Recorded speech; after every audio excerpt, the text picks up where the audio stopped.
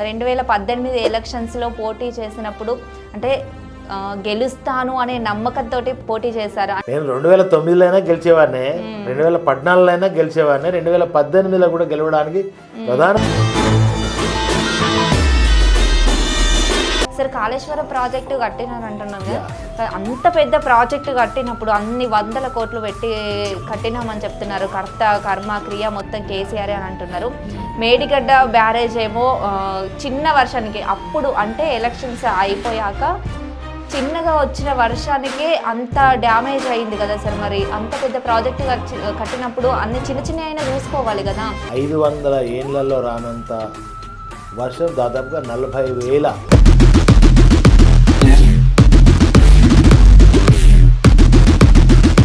Party పదవి కోసమే దూరం చేశారా పార్టీ నుండి కవితని? కవిత అమ్మ వేరే కాదు, కేసీఆర్ వేరే కాదు, మేమంతా కుటుంబ సభ్యులు. తనను వెనకుండి నడిపిస్తున్నది బీజేపీ. అదేనమ్మా నేనేమంటున్నా, అబద్ధాలను నమ్మిరమ్మా. సరే, ఇప్పుడు నెక్స్ట్ సీఎం కేసీఆర్ తర్వాత కేటీఆర్ అవుతారని అంటారు. కానీ హరీష్ రావు వర్గం ఏమంటుంది, మా ఓడు సీఎం కావాలి అని హరీష్ రావు వర్గం అంటుంది. కేసీఆర్ ఉన్నంత కాలం కేసీఆర్ అవుతుంది, కేసీఆర్ తర్వాత కదా మనం.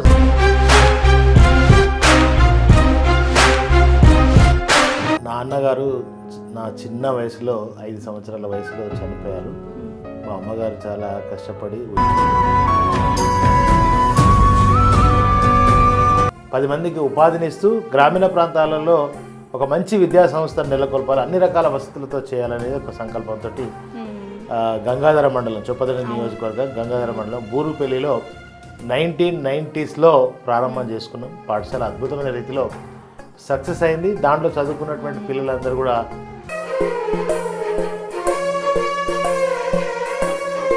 Hi, welcome to plus TV. ఈరోజు మనతో పాటు ఒక స్పెషల్ గెస్ట్ ఉన్నారు. రూరల్ ఏరియాస్లో పిల్లలకి మంచి భవిష్యత్ అందించాలనే ఉద్దేశంతో స్కూల్ కట్టించి పిల్లలకి మంచి భవిష్యత్ ఇవ్వడమే కాకుండా ప్రజలకు కూడా సేవ చేయాలి అనే ఉద్దేశంతో 2018 ఎలక్షన్స్లో బీఆర్ఎస్ పార్టీ నుండి పోటీ చేసి గెలిచి 5 సంవత్సరాలు చొప్పదండి నియోజకవర్గ ప్రజలకు తనకంటూ గుర్తింపు తెచ్చుకొని మంచి సేవలు అందించారు. అతను ఎవరో కాదు, మాజీ ఎమ్మెల్యే సుంకె రవిశంకర్ గారు. నమస్కారం సార్. నమస్తే అమ్మా. సార్ బాగున్నారా? ఎలా ఉన్నారు? సూపర్ ఉన్నాం సార్. మీ జర్నీ ఎలా స్టార్ట్ అయింది? అంటే ఏం చదువుకున్నారు? అమ్మ నాన్న ఏం చేసేవారు? అమ్మ నేను డిగ్రీ వరకు చదువుకున్నాను. మా నాన్నగారు నా చిన్న వయసులో 5 సంవత్సరాల వయసులో చనిపోయారు. మా అమ్మగారు చాలా కష్టపడి ఉద్యోగం ఆఫీస్ సబార్డినేటర్ అటెండర్ జాబ్ చేస్తూ నన్ను చదివించి మరి ఇవాళ ఈ స్థాయిలో ఉన్నా అంటే దానికి నా తల్లి దీవెన, దేవుడు ఆశీర్వాదంతో పాటుగా తల్లి దీవెన. కేసీఆర్ గారు గొప్ప భవిష్యత్తు ఇచ్చారు. సో ఒక మంచి నేను ఒక తండ్రి లేనటువంటి పిల్లవాడిగా నాకు తెలిసినటువంటి కష్టాలు చదువులో కానీ అన్ని రకాలుగా ఉన్నటువంటి పరిస్థితిలో ఒక రూరల్ ఏరియాలో పాఠశాల ప్రారంభం చేసి ఆ రూరల్ ఏరియాలో పిల్లలందరూ కూడా దాదాపు 5వ తరగతి వరకు చదవంగానే ఏమనుకుంటారంటే ఇక పిల్లలకు పెళ్లి చేసేయాలనేది గ్రామీణ ప్రాంతంలో మొన్నటి వరకు కూడా ఉండే. కేసీఆర్ గారు కళ్యాణ లక్ష్మి పెట్టే వరకు కూడా దాదాపుగా ఆ పరిస్థితి ఉండే.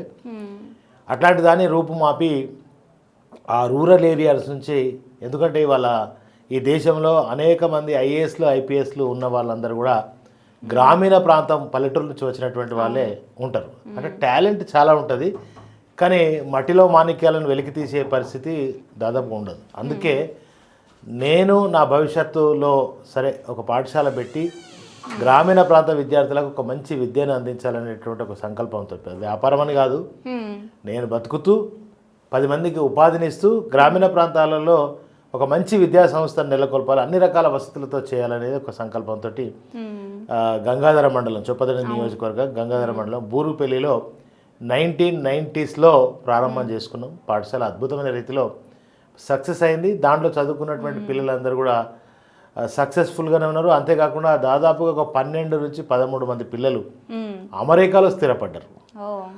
అట్లాగే కాకుండా ఇంకా విదేశాలలో రకరకాల దేశాలలో స్థిరపడుతూ టీచర్లుగా, ప్రొఫెసర్లుగా, ఇంజనీర్లుగా, రకరకాల ఉన్నతమైన వ్యాపారాలలో, ప్రైవేట్ సెక్టార్లలో కూడా చాలా అద్భుతమైన రీతిలో సక్సెస్ ఆ పాఠశాల నుంచి ఎదిగినారు కనుక కొన్ని వేలాది మంది పిల్లలు చదువుకున్నారు. దాదాపు 30 సంవత్సరాలు నేను ఎమ్మెల్యే అయ్యేంత వరకు కూడా పాఠశాల చాలా సుదీర్ఘంగా నడపడం జరిగింది. దాంతోపాటుగా మా మేడం కూడా మా సతీమణి కూడా చాలా పాఠశాల నడపడంలో నేనేమో కొంత ఉద్యమంలో 2001 నుంచి కేసీఆర్ గారు టీఆర్ఎస్ పార్టీ పెడితే తెలంగాణ రాష్ట్ర సాధనలో నేను కూడా కేసీఆర్ గారితో అడుగేసి తెలంగాణ రాష్ట్ర సాధనలో నేను కూడా కృషి చేసిన కనుక కొంత రాజకీయాలలో బిజీ ఉండడంతో తను పాఠశాల నడిపించేది. అట్లా తన సహకారంతో కూడా పాఠశాల అద్భుతంగా రాణించింది. ఎమ్మెల్యే అయిన తర్వాత ఇక మనం ప్రజలలో బిజీ అయిపోయినాం. ఎమ్మెల్యే కూడా కావాలనేది ఒక పెద్ద నా కళ.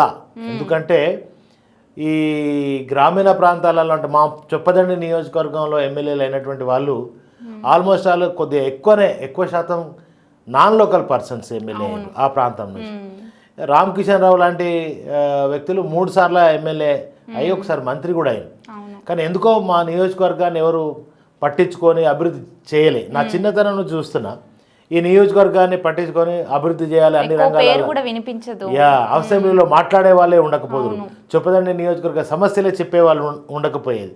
అదంతా నేను అబ్జర్వేషన్ చేసి నేను కూడా ఎప్పుడైతే ఎస్సీ రిజర్వేషన్ అయిందో డెలిమిటేషన్ అయిందో 2009లో అప్పటి నుంచి కలగన్నా ఈ ప్రాంతాన్ని నేను ఎమ్మెల్యే కావాలి, ఈ ప్రాంతాన్ని చాలా గొప్పగా అభివృద్ధి చేయాలి. ఎందుకంటే ఇప్పుడు మా ఫాదర్స్ లేదా మా ప్రాంతం వాళ్ళంతా కూడా బొంబాయికి భీవండికి దుబాయ్ మస్కట్ పోయి బతికేటువంటి వాళ్ళు, అంటే వలసలు పోయి బతికేవాళ్ళు. ఎందుకు వలసలు పోయేది అంటే ఈ ప్రాంతంలో తాగుదామంటే నీళ్ళ కరువు ఉండే, సాగు చేసుకుందామంటే చుక్క నీరు లేక ఈ వలసలు పోయేటువంటి పరిస్థితిని నేను కళ్ళని చూసిన కనుక, ముఖ్యంగా నా కాన్స్టిట్యున్సీ మెట్ట ప్రాంతం ఎడారి లాంటి ప్రాంతం కనుక ఈ ప్రాంతాన్ని ఒక సస్యశ్యామలం చేయాలి, కోనసీమగా మార్చాలనేది నాకు సంకల్పం. అంటే మొదటి కాన్సెప్ట్ అంటే నేను ఎమ్మెల్యే కావాలి, నేను ఎమ్మెల్యే అయ్యి అసెంబ్లీలో కొట్లాడి అప్పుడున్న ఎవరు ముఖ్యమంత్రి ఉన్నా కూడా తద్వారా ఈ నియోజకవర్గానికి నీళ్లు తీసుకురావాలి, తాగునీళ్ళు కానీ సాగునీళ్ళు సమస్య లేకుండా చేయాలి, వలసలు పోకుండా తిరిగి వలసలను వాపసు తీసుకురావాలనే ఒక సంకల్పం నా మనసులో చిన్నప్పటి నుంచి ఉండే. నేను ఎప్పుడో ట్రస్మాకి స్టేట్ ప్రెసిడెంట్గా పనిచేసిన, అంటే ప్రైవేట్ విద్యా సంస్థల స్టేట్ అసోసియేట్ ప్రెసిడెంట్గా పనిచేసినప్పుడు అనేక మార్లు చంద్రబాబు నాయుడిని రాజశేఖర రెడ్డిని ఆ ప్రైవేట్ స్కూల్స్ సమస్యల పరిష్కారం కోసం పోయినప్పుడు నేను ఒకసారి అసెంబ్లీ పోయినప్పుడు ఆ అసెంబ్లీలో చూసినప్పుడు ఆ లాబీ దిక్కు పోయినాం. రాజశేఖర రెడ్డిగా చంద్రబాబు నాయుడు పోయి కలిసినప్పుడు అపాయింట్మెంట్ తీసుకొని లోపల అసెంబ్లీలో కలిసినప్పుడు ఆ లాబీ దిక్కు చూసినప్పుడు ఒక్కసారి నా జీవితంలో ఎమ్మెల్యే కావాలని అనుకున్నా. అంటే కలగన్నా ఎప్పుడు అంటే 2009లో ఎమ్మెల్యే కావాలి యాక్చువల్గా. అప్పుడేమో టీఆర్ఎస్ టీడీపీ పొత్తుతో మహాకూటమి పొత్తులో అవకాశం రాలేదు. 2014లోనేమో అప్పుడు ఉన్నటువంటి బొడిగ శోభకు అవకాశం ఇచ్చారు కేసీఆర్ గారు. ఏదైనా మన పార్టీ ఒకసారి కాకపోతే ఒకసారి అవకాశం వస్తుందని మనకు తెలంగాణ రాష్ట్రం సిద్ధించడం ముఖ్యం, వచ్చిన తెలంగాణ బాగుపడడం మరింత ముఖ్యమనే కేసీఆర్ గారి ఆలోచన విధానం. నాకు పార్టీ నా ప్రాణం, కేసీఆర్ గారే నా దైవం కనుక వారి మాటే నాకు వేదవాక్కు కనుక అట్లా నేను ఎమ్మెల్యే కావాలనుకున్నది 2018లో అయినా కేసీఆర్ గారి అపార భగీరథ ప్రయత్నం వల్ల మా నియోజకవర్గాన్ని మరి దాదాపుగా కోనసీమగా మార్చినాం. మళ్ళీ ఇంక ఈసారి అయితే అద్భుతమైన రీతిలో ఇంకా చెరువులు బాగు చేసుకున్నాం, కుంటలు బాగు చేసుకున్నాం. ఇప్పుడు బాహుబలి మోటార్స్ అనేది మన చొప్పదండి నియోజకవర్గంలోనే ఉంటాయి. కాళేశ్వరంలో అంతర్భాగం అది, అంటే మేడిగడ్డ, అన్నారం, సుందిల్ల, కన్నెపల్లి పంపులు, నంది పంపుల ద్వారా గాయత్రి పంప్ హౌస్కి వస్తాయి. ఫస్ట్ మనం నీళ్ళని ఇక్కడ బయట చూస్తాం, ఓన్లీ గాయత్రి పంప్ హౌస్. ఈ గాయత్రి పంప్ హౌస్ ద్వారా మిడుమానరికి వెళ్తాయి. మిడుమానర్ నుంచి రంగనాయక సాగరు, అన్నపూర్ణ, కొండపోచమ్మ, మల్లన్న సాగరు, బస్వాపూర్ దాకా ఇప్పుడు మొన్న రేవంత్ రెడ్డి గారి కొబ్బరికాయ కొట్టిన గంధమల్ల వరకు కూడా ఈ నీళ్లు పోతూ ఉంటాయి. దాంతోపాటుగా నారాయణపూర్ రిజర్వాయర్ మా కాన్స్టిట్యున్సీకి అత్యధికంగా నీళ్లు సాగు జరిగేది, చాలా పెద్ద రిజర్వాయర్. నేను పుట్టిన గడ్డ అది, నేను పుట్టిన ఊరు అది. ఆ నారాయణపూర్ రిజర్వాయర్ని మా ప్రభుత్వం కేసీఆర్ గారు ముఖ్యమంత్రి అయిన తర్వాతనే దాదాపు ఒక 50% పెండింగ్ ఉన్నటువంటి పనులన్నీ పూర్తి చేసి ఎల్లంపల్లి ద్వారా నారాయణపూర్ రిజర్వాయర్ను మా నీళ్లను మొట్టమొదటిగా బీఆర్ఎస్ ప్రభుత్వమే కేసీఆర్ గారి నేతృత్వంలో అందించింది. ఇప్పుడు మళ్ళీ దాని ద్వారా దాదాపుగా 70,000 ఎకరాలకు దాని ద్వారా ఆయకట్టు వస్తుంది. ఒక మా నారాయణపూర్ రిజర్వాయర్ ద్వారా ఒక చొప్పదండి కాన్స్టిట్యున్సీకే కాదు, వేములవాడ నియోజకవర్గానికి కూడా దానికి సాగు జరుగుతాయి అద్భుతమైన రీతిలో. అంటే ఒకప్పుడు వేములవాడలో కూడా అసలు తాగడానికి వాటర్ అంటే ఇప్పుడు మన చొప్పదండి నియోజకవర్గంలో ఒక్క చొప్పదండి తప్ప మిగతా 5 మండలాలు ఎప్పుడు కూడా కరువు మండలాలుగా ప్రకటన వస్తాయి ప్రతి సంవత్సరం. అంటే వర్షపాతం ఉండదు, వర్షం లేదు, ఎలాంటి ఆయకట్టు మనకు కేసీఆర్ గారు ముఖ్యమంత్రి కాకముందు రిజర్వాయర్లు లేవు, నీళ్లు లేవు, రైతుల ఆత్మహత్యలు ఉంటుండే, చేనేత కార్మికుల ఆకలి చావులు ఉంటుండే. ఇలా కరువు కాటకాలతో అల్లాడినటువంటి ప్రాంతం. రైతుల కళ్ళల్లో ఆనాడు కన్నీళ్లు ఉండే. కేసీఆర్ గారు ఎప్పుడైతే ముఖ్యమంత్రి అయినారో చెరువులు బాగు చేసి, కుంటలు బాగు చేసి, చెక్ డ్యాములు కట్టి, కాళేశ్వరం ప్రాజెక్టు కట్టిన తర్వాత రైతుల కళ్ళల్లో ఆనందం వచ్చింది. ఇక ఎందుకంటే నీళ్ళని చూసినటువంటి ప్రాంతం కాదు కదా, తాగే నీళ్ళ కోసమే కటకటలాడినటువంటి పరిస్థితి కనుక ఎప్పుడైతే కాళేశ్వరం జలాశయాలను చూసినామో ఇలా ఎడారి లాంటి ఈ చొప్పదండి కాన్స్టిట్యున్సీ ఒక కోనసీమలా మారింది. ముఖ్యంగా సత్యనారాయణ గౌడ్ అని ఒక ఎమ్మెల్యే చాలా ప్రయత్నం చేసిండు మోతి రిజర్వాయర్ అని. కానీ ఆ ప్రాంతంలో ఉన్నటువంటి ప్రజలందరూ కూడా వ్యతిరేకించారు దాన్ని. ఎందుకంటే కొరటపల్లి, షానగరు, రామడుగు ఇట్లాంటి గ్రామాలన్నీ కూడా ముంపుకు గురయ్యేటి అన్నట్టు. కనుక ఆ ప్రాంతంలో ముంపుకు గురి కావడం వాళ్ళకి ఇష్టం లేదు, ల్యాండ్స్ పోవడం ఇష్టం లేదు. కనుక ఆ ప్రాంత ప్రజలందరూ ఎప్పుడు మోతి రిజర్వాయర్ అంటే వ్యతిరేకించేవాళ్ళు. అట్లా చాలా సత్యనారాయణ గౌడ్ తర్వాత చాలామంది ఎమ్మెల్యేలు వచ్చారు పోయారు. సానామారుతి కూడా ఎమ్మెల్యే ఉండే, ఆయన యాక్చువల్గా ఈఎన్సీ ఉండే, ఇది మన ఇరిగేషన్ ఈఎన్సీ. ఆయన వస్తేనన్నా ఈ చొప్పదండి నీళ్ళ బాధలు పోతాయని అనుకున్నారు, కానీ దురదృష్టం అప్పుడు కూడా జరగలేదు.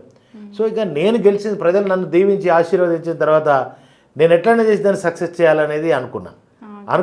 కానీ కేసీఆర్ గారు మోతి రిజర్వాయర్ అనగానే అక్కడ ప్రజలు వ్యతిరేకిస్తారు కదా, దాన్ని మనం కట్టలేము అని చెప్పి విముఖత చూపించేవాళ్ళు. ఇంకా నారాయణపూర్ ఉంది, ఇంకేదైనా ఆల్టర్నేట్ చేద్దామనేది చెప్పేవారు వాళ్ళు. కానీ నాకేంటంటే నన్ను ప్రజలు బాగా నమ్మి నేను ప్రామిస్ కూడా చేసిన ప్రజలకు చొప్పదండి కాన్స్టిట్యున్సీ అని ఒక కోనసీమ చేస్తా, వాటర్ జంక్షన్ చేస్తా అని నేను ప్రజలకు మాటిచ్చిన కనుక రైతాంగం అందరూ కూడా నన్ను వన్ సైడ్గా దాదాపు 50,000 పైచిలకు మెజార్టీతో గెలిపించారు. అంటే సరే, ఇప్పుడు 2018 ఎలక్షన్స్లో పోటీ చేసినప్పుడు అంటే గెలుస్తాను అనే నమ్మకంతో పోటీ చేశారు, అంటే చుట్టుపక్కల ప్రజలు నాకు మద్దతు ఇస్తారు అనే నమ్మకంతో పోటీ చేశారు. ఇప్పుడు కొన్ని వేల మంది శిష్యులు. అంటే మీ డిసిషన్ ఎలా ఉండేది లోపల మీకు? నేను 2009లో అయినా గెలిచేవాడిని, 2014లో అయినా గెలిచేవాడిని, 2018లో కూడా గెలవడానికి ప్రధానమైన కారణం స్థానికుడని, మా ప్రాంత బిడ్డ, మా బిడ్డ, మా ప్రాంతం బిడ్డ అనేది ఒకటి. రెండవది కేసీఆర్ గారు చేసినటువంటి అభివృద్ధి సంక్షేమ ఫలాలు నన్ను గెలిపించినాయి. తర్వాత మాకు వేలాది మంది శిష్యులు ఉంటారు, నా పాఠశాల చదివినటువంటి వాళ్ళే చాలామంది శిష్యులు ఉంటారు. అంతేకాకుండా మా సామాజిక వర్గం, నాకు చుట్టాలు దాదాపు ఒక 20,000 పైచిలకు మా చుట్టాల ఓట్లు ఉంటాయి. అంటే ఒక రకంగా కాదు, చాలా సర్కిల్. అప్పటి నుంచి స్కూల్ నడిపినప్పటి నుంచి కూడా మంచోడు అని, టీచర్ అని, అందరితో బాగుంటాడని, రిలేషన్ ఉంటుందని, ఇట్లా రకరకాలుగా అన్ని. అంటే అప్పుడు సరే స్కూల్ అంటే ఇప్పుడున్న జనరేషన్లో ఒక బిజినెస్ లాగా మారిపోయింది. అప్పుడు స్కూల్ అంటే ఆ రూరల్ ఏరియాలో మీరు కట్టడం అంటే అసలు చాలా గ్రేట్. అంటే ఏ ఉద్దేశం, నాకు డబ్బులు వస్తాయి బిజినెస్ అని పక్కన పెడితే అసలు ఎలా అంత గొప్ప డిసిషన్ తీసుకొని స్కూల్ కట్టారు? అదేనా మరి ఇంతకుముందు చెప్పాను కదా, గ్రామీణ ప్రాంత పిల్లలు 5వ తరగతి కాగానే ఆడపిల్లల్ని మానేసేస్తారు. అబ్బాయిలు అరకొరగా చదువుకొని 10వ తరగతి పాస్ అయితే మహా గొప్ప. ఆ 10వ తరగతి పాస్ అయినాక ఇక వాడిని బొంబాయి పంపాలన్నా, భివండి పంపాలన్నా అనేటువంటి పరిస్థితి ఉండే. దాన్ని ఎట్లన్నా చేసి ఆపాలనేది నా ఒక ప్రయత్నం. వాళ్ళు ఇచ్చే నెలకు 5 రూపాయల ఫీజు, 10 రూపాయల ఫీజు ఇచ్చేవాళ్ళు. అది అయినా కూడా సార్ టీచర్స్ వస్తారు, అందరూ వస్తారు, అంతా ఎలా నడిపించారు అంత పెద్ద స్కూల్ని? అదేనమ్మా, అంటే ఇక మనకి ఇబ్బందులు ఉన్నా మంచి టీచర్స్, ఎఫిషియన్సీ టీచర్స్ని పెట్టి, తెలుగు మీడియం అయితే, హై స్కూల్ అయితే అప్పుడు ఎక్కువ గుంటూరు, విజయవాడ నుంచి టీచర్లను తెప్పించేది హై స్కూల్కి అయితే. ఎందుకంటే వాళ్ళు బాగా చెప్తారని అట్లా మా ట్రైనింగ్ టీచర్స్ అక్కడ అవైలబిలిటీ దొరికేది. వాళ్ళని తీసుకొచ్చి హై స్కూల్కి 8th, 9th, 10th వాళ్ళతోటి చెప్పించేది. ఇంగ్లీష్ మీడియం వచ్చిన తర్వాత కేరళ వాళ్ళతో చెప్పించేది. జీతాలు కొంత కష్టమైనా, ఇబ్బంది అయినా ఈ పబ్లిక్కి, ఇక్కడ ఉన్నటువంటి ఈ ప్రాంత ప్రజలకి, ఆ ప్రాంత విద్యార్థులకు సేవ చేయాలనే గొప్ప సంకల్పం చేసిన నేను లైఫ్లో అది సక్సెస్ అయినా. ఇప్పటికీ పిల్లలు నా ముందర కూర్చోవడానికి కొద్దిగా భయపడతారు. అంటే ఆ ప్రేమ, ఆప్యాయత, ఆ గౌరవం వాళ్ళని మోటివేట్ చేసేది. అరే మన తల్లిదండ్రులందరూ కూడా వ్యవసాయం చేసుకొని కూలికి పోయి బతుకుతారు బిడ్డ. మన తల్లిదండ్రులు ఏమనుకుంటారంటే నాలాగా కూలికి పోవద్దు, నాలాగా వ్యవసాయం ఇట్లా చేయొద్దు, నా పిల్లవాడు ఏదో ఉన్నతంగా ఎదగాలని వాళ్ళ ఆలోచనలు ఉంటాయి, ఎంతో కష్టపడి అప్పు చేసి మరి మిమ్మల్ని చదివిస్తున్నారు, మీరు బాగా చదువుకోవాలి బిడ్డ అని వాళ్ళని మోటివేట్ చేసేది. ఇవాళ చాలామంది ఐఏఎస్లు అయినటువంటి వాళ్ళ ఉదాహరణలు అబ్దుల్ కలాం గారు ఎక్కడి నుంచి వచ్చారు, వివేకానందుడి గారి వారి యొక్క స్ఫూర్తిదాయకమైన స్పీచెస్, ఇట్లా చాలా విషయాలను వాళ్ళని మోటివేట్ చేసి చెప్పేది. పిల్లలు కూడా ఇన్స్పైర్ అయ్యేది, అట్లా కష్టపడి చదివేది, సక్సెస్ అయ్యేది. కరీంనగర్ జిల్లాలో ఒక స్కూళ్ళల్లో 10th క్లాస్ రిజల్ట్స్ రాగానే మా బూరుగుపల్లి కూడా ఒక నంబర్ 1 ఉండే పరిస్థితి ఉంటుండే. అంటే అంత బాగా చదివేది అన్నట్టు పిల్లలు. ఒక మండల్ కాకపోయినా ఆ రూరల్ ఏరియాస్ కో అసలు చుట్టుపక్కల స్కూల్స్ లేవు ఇంకా అప్పుడు మీరు పెట్టినప్పుడు. యా అంటే మీకు ఒకటే పోటీ, ఎడ్యుకేషన్లో అయినా నంబర్ 1గా ఉండేది, డ్యాన్స్ అని పోయినా నంబర్ 1గా ఉండేది, ఆ కరాటే అని పోయినా, అంటే పోటీ ఏదైనా మన వివేకవర్ధిని హై స్కూల్ అంటే సమానంగా బ్రహ్మాండంగా పోటీలో మన పిల్లలు నెగ్గేది. చాలా అట్లా టాలెంట్ అన్నీ. అందుకే మొట్టమొదటిగా ఒకటే అన్న, ఇలా దేశంలో రూరల్ నుంచి ఎదిగిన వాళ్ళే ఐఏఎస్లు ఐపీఎస్లు ఎక్కువ కాగలిగారు. వాళ్ళలో కసి ఉంటుంది, పట్టుదల ఉంటుంది, ఏదైనా సాధించాలనే తపన ఉంటుంది వాళ్ళకు. ఒకసారి ఒక సంకల్పం పెట్టుకున్నారంటే అది సాధించేదాకా నిరంతరంగా పోరాటం చేస్తూ ఉంటారు. అట్లా చాలామంది ప్రభుత్వ ఉద్యోగాలలో ఉన్న పిల్లలు కూడా ఇప్పుడు కూడా చెప్తూ ఉంటారు, సార్ మీరు ఇచ్చినటువంటి మోటివేషన్, మీరు ఇచ్చిన స్పీచ్లే మాకు ఇవాళ ఈ స్థాయిలో ఉండడానికి ఉపయోగపడ్డాయి సార్ అని చెప్తూ ఉంటారు. చాలా సంతోషంగా జీవితంలో దానికంటే ఆనందం ఏముంటుంది. ఇంకొక విషయాన్ని నేను చెప్పడం మధ్యలో కట్ అయింది. అది మోతే రిజర్వాయర్ని ప్రజలు వ్యతిరేకిస్తూ ఉంటే, అయితే ఇక కేసీఆర్ గారిని చాలా రకాలుగా ఒప్పించి చేస్తే మోతే రిజర్వాయర్ అనగానే వ్యతిరేకించే పరిస్థితి అధికారులు కానీ అందరూ వ్యతిరేకించారు.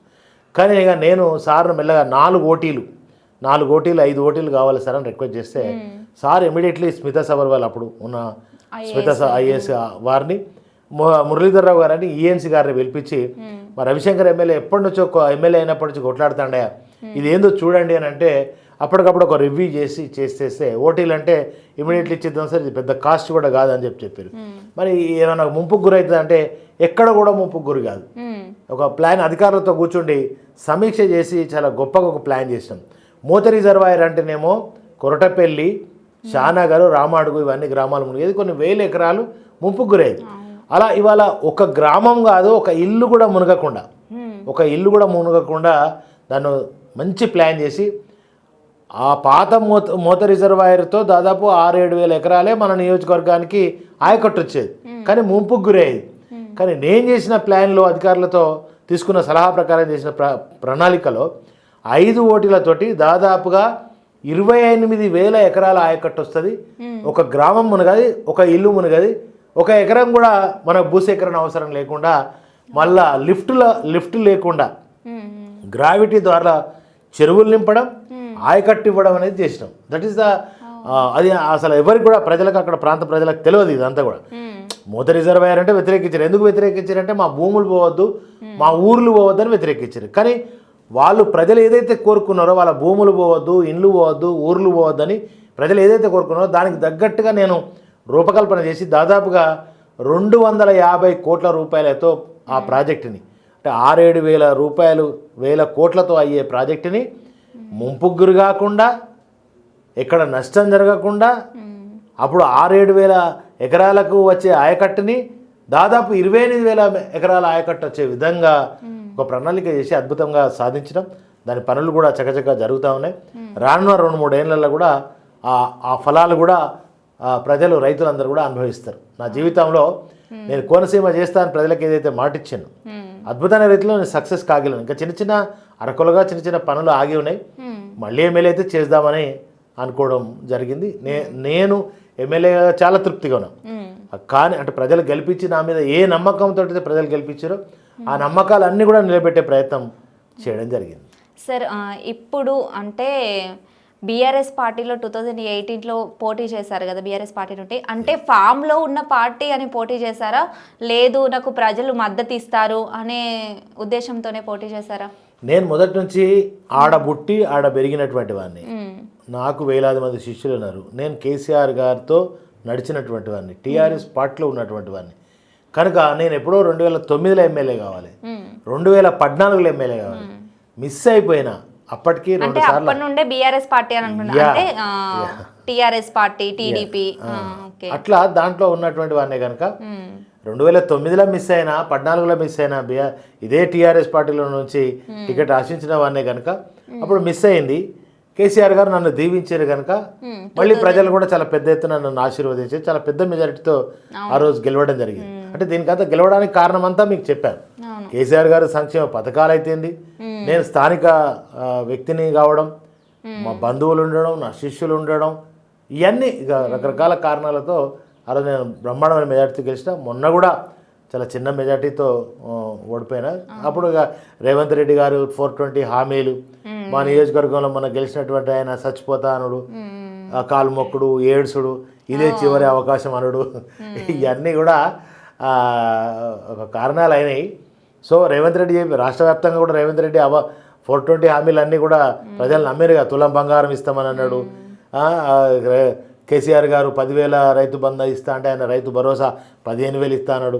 2 లక్షల రుణమాఫీ చేస్తా అన్నాడు. స్కూటీలు ఇస్తా అన్నాడు. 2 లక్షల ఉద్యోగాలు ఇస్తా అన్నాడు. ఇట్లా చాలా అబద్ధాలు చెప్పి ఆయన సక్సెస్ అయ్యాడు. సో అందుకు అంత మెజారిటీ రాకుండా ఓడిపోవడం జరిగింది. Okay sir. సరే, ఇప్పుడున్న బీఆర్ఎస్ పార్టీ గురించి ఏం చెప్తారు? అంటే చాలా విభేదాలు వస్తున్నాయి కదా పార్టీలో.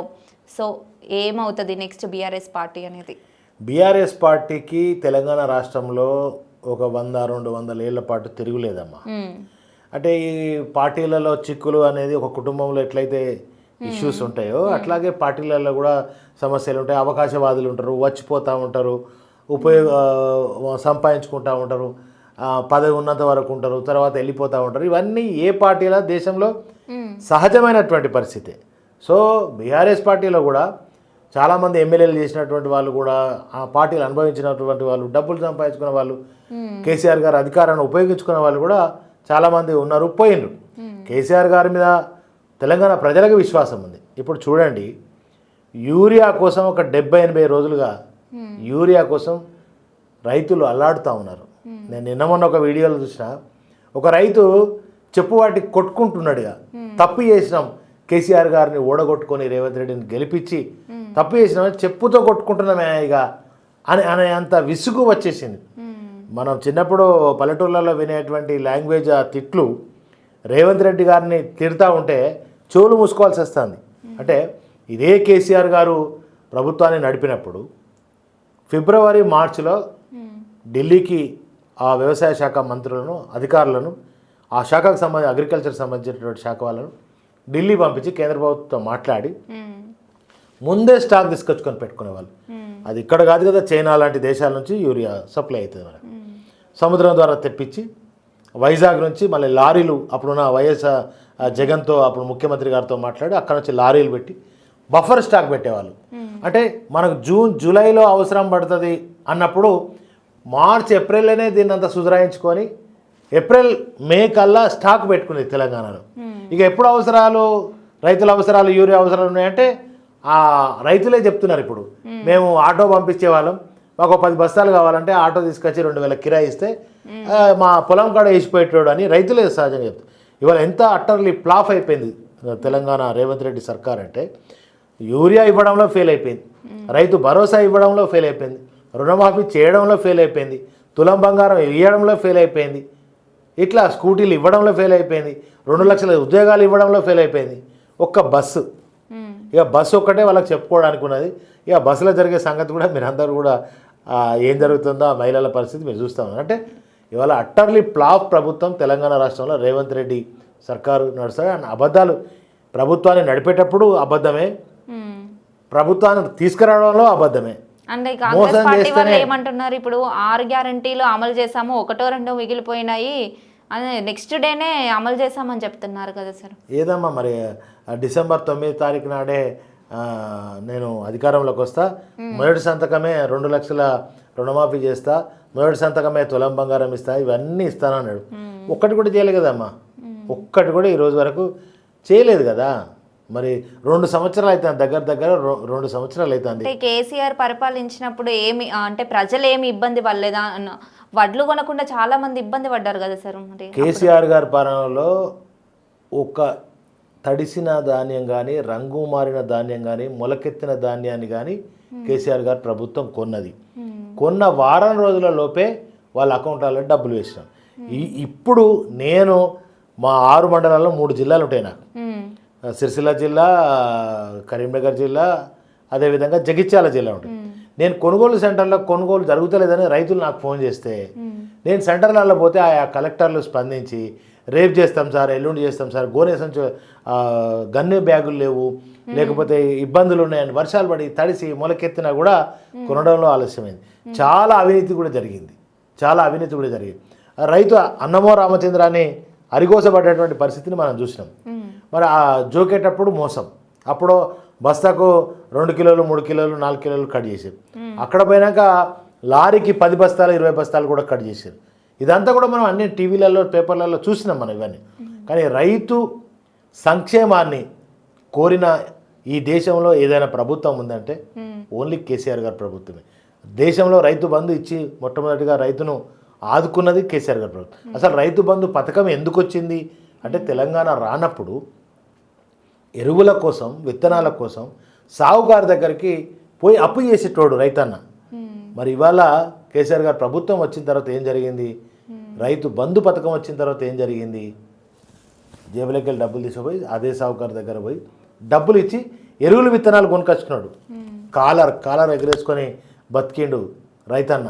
కానీ ఇప్పుడు వచ్చిన తర్వాత మళ్ళీ పాతకాలం వచ్చింది. అంటే ఆనాటి రోజులు తెస్తాడో రేవంత్ అన్న ఏదైతే పాట ఉందో నిజంగానే మళ్ళీ ఆనాటి రోజులు ఇవాళ మళ్ళీ అప్పులు చేసే పరిస్థితి వచ్చింది, మళ్ళీ కరెంట్ లేని పరిస్థితి వచ్చింది, మళ్ళీ నీళ్లు లేనటువంటి పరిస్థితి. అప్పులు చేయలేదా సార్? అప్పటి రైతన్న అప్పు చేసే పరిస్థితి. ఇప్పుడు కేసీఆర్ గారు అప్పు చేశారమ్మా, సెక్రటరేట్ కట్టింది కదా, కాళేశ్వరం ప్రాజెక్టు కట్టింది కదా సార్. కాళేశ్వరం ప్రాజెక్టు కట్టినారు అంటున్నారు కదా, అంత పెద్ద ప్రాజెక్టు కట్టినప్పుడు అన్ని 100 కోట్లు పెట్టి కట్టినామని చెప్తున్నారు. కర్త కర్మ క్రియ మొత్తం కేసీఆర్ అని అంటున్నారు. మేడిగడ్డ బ్యారేజ్ ఏమో చిన్న వర్షానికి, అప్పుడు అంటే ఎలక్షన్స్ అయిపోయాక చిన్నగా వచ్చిన వర్షానికే అంత డ్యామేజ్ అయింది కదా సార్. మరి అంత పెద్ద ప్రాజెక్టు కట్టినప్పుడు అన్ని చిన్న అయినా చూసుకోవాలి కదా. ఒక చిన్న వర్షానికి, ఎండాకాలం కురిసిన వర్షానికే అది పాడైపోయింది కదా సార్. మరి 500 ఏళ్లలో రానంత వర్షం, దాదాపుగా 40,000 50,000 క్యూసెక్లు ఆ మేడిగడ్డ నుంచి పోయినాయమ్మా. ఆ వరదకు అంత పెద్ద వరద వచ్చినప్పుడే ప్రమాదం జరగలే. కేసీఆర్ గారు ప్రభుత్వం ఉన్నప్పుడే అంత పెద్ద వరద వచ్చింది. 500 ఏళ్ళ రానంత వరద కేసీఆర్ గారు ప్రభుత్వం ఉన్నప్పుడే అంత పెద్ద వరద వస్తేనే అది కొట్టుకపోలేదు. ఇవాళ రేవంత్ రెడ్డి కూలిపోయింది అని మాట్లాడుతూ అంటారు. కుంగిపోయిందని అంటలేరు, కూలిపోయింది అంటున్నారు. మీరు నిన్న మాట్లాడిన అసెంబ్లీలో చూసినా గదే వింటారు. ఇవాళ ఉత్తమ్ కుమార్ రెడ్డి గదే మాట్లాడతాడు, బండి సంజయ్ గదే మాట్లాడతాడు, రేవంత్ రెడ్డి గదే మాట్లాడతారు. అంటే బీజేపీ వాళ్ళు, కాంగ్రెస్ వాళ్ళు మాట్లాడితే కూలిపోయింది అనే వర్డ్కి నేను మీ న్యూస్ ఛానల్ ద్వారా చెప్పదలుచుకున్నా. కూలిపోయిందని దేన్ని అంటారు? కూలిపోయిందని దేన్ని అంటారు? అది ఒక పిల్లర్కు పర్రె వాసింది. మన తెలంగాణ భాషలో చెప్పాలంటే పర్రె పడ్డది, చిన్న స్క్రాచ్ వచ్చింది. ఎస్, జస్ట్ కుంగింది. అది ఎంత మనకు మన వేలంతా కనబడుతుంటుంది. ఆ పర్రె కూడా మన వేలంతా కనబడుతుంటుంది. మన ఇంటికాడ కూడా ఇల్లు కట్టుకుంటాడు, పెద్ద పెద్ద పిల్లర్స్ వేసే ఇల్లు కట్టుకుంటాం. మళ్ళీ ప్లాస్టింగ్ గిస్టింగ్ అంత అయిపోయినాక మనకు చిన్న చిన్న పర్రెలు కనబడుతుంటాయి. అట్లా ఒక్క పిల్లరు 2 పిల్లర్లు పర్రె బాస్తే కుంగితే కూలిపోయింది అని ఇప్పటికొక 1000 సార్లు 10,000 సార్లు ఇప్పటికీ రేవంత్ రెడ్డి కానీ, బీజేపీ వాళ్ళు కానీ, కాంగ్రెస్ వాళ్ళు కానీ మాట్లాడు. కూలిపోవడం అంటే ఏంటిదమ్మా? కూలిపోవడం అంటే ఏంటిది? అసలు నేలమట్టం కావడం. అది నేలమట్టం కావడాన్ని కూలిపోయింది అని అంటారు. నేలమట్టం అయిందా? మరి ఈ కాంగ్రెస్ వాళ్ళు ఎవరైతే కూలిపోయిందని మాట్లాడుతున్నటువంటి సన్నాసులు ఉన్నారో వాళ్ళు పోయి మేడిగడ్డ దగ్గర అది కూలిపోయిందా, కుంగిందా, పర్రెవాసిందా అనేది వాళ్ళు మాట్లాడాలి. ఒక ముఖ్యమంత్రి స్థాయిలో అసెంబ్లీలో కూడా మాట్లాడితే, ఒక ఉత్తమ్ కుమార్ రెడ్డి మంత్రిగా మాట్లాడితే, బాధ్యతారహితంగా మాట్లాడితే, కూలిపోవడానికి పర్రెబాయడానికి చాలా తేడా ఉంది. ఇంకొక విషయం కూడా చెప్పాలి మీకు. ఇవాళ వస్తున్న నీళ్ళు, తెలంగాణలో వస్తున్నటువంటి నీళ్ళన్నీ కూడా ఇలా కొండపోచమ్మ సాగర్కో, మల్లన్న సాగర్కో, రంగనాయక్ సాగర్కో, అన్నపూర్ణకో ఎక్కడి నుంచి వస్తున్నాయి నీళ్ళు? ఇదే నంది పంపుల ద్వారా, ఇదే గాయత్రి పంపుల ద్వారా, ఇదే మిడుమానేరు ద్వారా ఇవాళ గంధమల్లలో నువ్వు కొబ్బరికాయ కొట్టినావు కదా, గంధమల్లకు కూడా ఎక్కడ నీళ్ళు? కాళేశ్వరం నీళ్ళే రావాలి, కాళేశ్వరం నీళ్ళే వస్తున్నాయి, కాళేశ్వరం నీళ్ళే ఇలా పంటలు పండుతున్నాయి. అసెంబ్లీ సాక్షిగా కూడా మీరు చెప్పారు కదా, ఒక ఆయన స్టేట్మెంట్ ఏముంటుంది, ఒక్క చుక్క నీళ్ళు వాడలేదు అంటాడు. ఒక ఆయన 20 లక్షల ఎకరాలు ఆయకట్టు కాళేశ్వరం నీళ్ళతోటే ఇంత దిగుబడి వచ్చిందని అంటాడు. అంటే కాంగ్రెస్ వాళ్ళు మాట్లాడే మాటల వాళ్ళ మాటలలో వాళ్ళకే చెప్పరాదు. ఇంకొక విషయాన్ని తెలంగాణ రాష్ట్ర ప్రజలకి, రైతాంగానికి అందరూ కూడా తెలియాలి మీ న్యూస్ ఛానల్ ద్వారా. కాళేశ్వరం ప్రాజెక్ట్కి 1,00,000 కోట్ల అవినీతి జరిగింది అంటాడు. 1,00,000 కోట్ల అవినీతి జరిగింది అనేది వాళ్ళు ఇప్పటికి కూడా మాట్లాడుతున్నారు. ఒకటేమో కూలిపోయిందని, రెండవదేమో 1,00,000 కోట్ల అవినీతి జరిగింది. మరి 94,000 కోట్ల రూపాయల ఖర్చు కాళేశ్వరం ప్రాజెక్టు అనేది ఇవాళ జగమెరిగిన సత్యం, అందరికి తెలిసిన సత్యం. 94,000 కోట్ల రూపాయల ప్రాజెక్ట్ అయితే 1,00,000 కోట్ల అవినీతి ఎట్లయితుంది? మాట్లాడడానికి కూడా అర్థం కావాలి. ప్రాజెక్ట్కి అంత పెట్టి మిగతాదంతా అవినీతి చేశారేమో కదా సార్. అదేనమ్మా, నేను ఏమంటున్నా, 1,00,000 కోట్లు అని చెప్తున్నారు కదమ్మా. ప్రాజెక్ట్ కాస్టే 94,000 కోట్లు, 1,00,000 కోట్లు కాదు. ప్రాజెక్ట్ కాస్టే 94,000, 1,00,000 కోట్ల దాకా పోలే ప్రాజెక్టు, ఇంకా 6,000 కోట్ల తక్కువనే ఉంది అన్నప్పుడు దానిలో నుంచి 1,00,000 కోట్ల అవినీతి ఎట్లయితుంది? ఇదే వీళ్ళ మామ ఉన్నాడు కదా, ఆయన పేరు రెడ్డి ఉంది, వీళ్ళ సొంత బిడ్డనిచ్చిన మామ. అరే 94,000 కోట్ల ప్రాజెక్ట్ అది, దానిలో 1,00,000 కోట్ల అవినీతి అని మాట్లాడుతున్నారు, చాలా తప్పు మాట్లాడుతున్నారు కాంగ్రెస్ లీడర్లు అని ఆయననే చాలా స్పష్టంగా చెప్పిండు. టీవీ న్యూస్ ఛానళ్ళ ద్వారా నేను చూసిన, సోషల్ మీడియాలో కూడా మనకు ఎప్పుడు కనబడుతూ ఉంటుంది. అంటే ఇట్లా పుట్టడ అబద్ధాలు ఆడి చాలా ఇంకా ప్రజల్ని మోసం చేయాలని ఒక పెద్ద కుట్ర ఇంకా రేవంత్ రెడ్డి చేస్తున్నాడు. వాళ్ళ రోజులు దగ్గర పడి వచ్చే ఏ ఎన్నికైనా కూడా బ్రహ్మాండంగా కేసీఆర్ గారు మళ్ళీ రావాలి. అన్నా ఎడున్నావన్నా కేసీఆర్ అన్నా, మా ఇండ్లు కూల కొడుతుండ్రన్నా, మమ్మల్ని కాపాడన్నా అని ఇదే సోషల్ మీడియా ద్వారా టీవీల ద్వారా మనం చూసినాం. అంటే చెప్తున్నాం, అంటే కేసీఆర్ ఉన్న 10 ఏళ్ళు కడుపు నిండా తిన్నారమ్మా తెలంగాణ ప్రజలు, కంటి నిండా నిద్రపోయారు. వాళ్ళకి ఇంటికి ఎక్కడ కూడా మధ్యవర్తి లేకుండా, మీడియేటర్ లేకుండా. ఇప్పుడు 2,000 పెన్షన్ వస్తే మీడియేటర్ ఉన్నాడా? డైరెక్ట్ ఇచ్చి 200 ఉన్న పెన్షన్ని 2,000 చేసాడు 10 ఏళ్లలో కేసీఆర్ గారు. మరి కళ్యాణ లక్ష్మి లాంటి ఒక అద్భుతమైన పథకం మన ఆడపిల్లలకి, ఇంతకుముందు నేను చదువు సంగతి చెప్తున్నప్పుడు చెప్పిన, మన ఆడపిల్లలకి 7వ తరగతి అయిపోగానే 5వ తరగతి అయిపోగానే పెళ్ళిళ్ళు చేసేటువంటి వాళ్ళు. మరి అలా పెళ్ళిళ్ళు కేసీఆర్ ప్రభుత్వం వచ్చిన తర్వాత, ఈ కళ్యాణ లక్ష్మి పథకం వచ్చిన తర్వాత ఎప్పుడు పెళ్ళిళ్ళు చేస్తారమ్మా? 18 ఏళ్ళ తర్వాతనే. కళ్యాణ లక్ష్మి పథకం రావాలంటే 18 ఏళ్ళ తర్వాత పెళ్లి చేస్తేనే వస్తుందనే విశ్వాసం ప్రజలకు వచ్చేసి కనుక 18 ఏళ్ళ తర్వాతనే జరిగింది. KG to PG విద్యాలయాలు పెట్టిండు కదమ్మా, గురుకుల పాఠశాలలు పెట్టిండు కదా. ఈ గురుకుల పాఠశాల పెడితే ఇదే పిల్లలు ఈ 20 ఏళ్ళ తర్వాత 18 ఏళ్ళ తర్వాత పెళ్లి చేసుకునే పిల్లలు ఇదే గురుకుల పాఠశాలలో చదివి అద్భుతంగా మంచి ప్రయోజకులై డిగ్రీలు చేసి, పీజీలు చేసి, డబల్ పీజీలు చేసి అప్పుడు పెళ్ళిళ్ళు చేసుకున్నారు. అట్లా కళ్యాణ లక్ష్మి పథకం పొందేను. మీ కళ్యాణ లక్ష్మి పథకం అనేది కేసీఆర్ గారు ఆషామాషిగా దేలే. కేసీఆర్ గారు ఎలక్షన్ల కోసం, ఓట్ల కోసం మాట్లాడలే, ఆ పథకాన్ని ప్రవేశపెట్టలే. ఉద్యమం జరుగుతున్నప్పుడు ఇదే ఇప్పుడు ములుగు జిల్లా, పాత వరంగల్ జిల్లా, భాగ్యతండ అనే ఒక గ్రామం ఉంటుంది. ఆ గ్రామంలో కీమానాయక్ అనడానికి 3 ఆడపిల్లలు ఉంటే, 3 ఆడపిల్లలలో పెద్ద అమ్మాయి పెళ్లి చేద్దామని పెళ్ళికి అన్ని ఏర్పాట్లు చేసుకుంటారు. 50,000 నగదు, బంగారము, బట్టలు అన్నీ ఏర్పాటు చేసుకుంటారు. ఆ ఏర్పాటు చేసుకున్న ఆ సందర్భంలో ఇక 3-4 రోజులు అయితే పెళ్ళి. ఆ సందర్భంలో తండాలల్లో ఎట్లుంటాయమ్మా, గుడిసెలు, ఇండ్లు, పెంకుటిల్లు ఉంటాయి. అప్పుడు ప్రమాదవశాత్తు ఆ ఇంటికి నిప్పు అంటుకొని తెచ్చుకున్నటువంటి బంగారము, బట్టలు, డబ్బులు అన్నీ కాలి బూడిదైపోతాయి.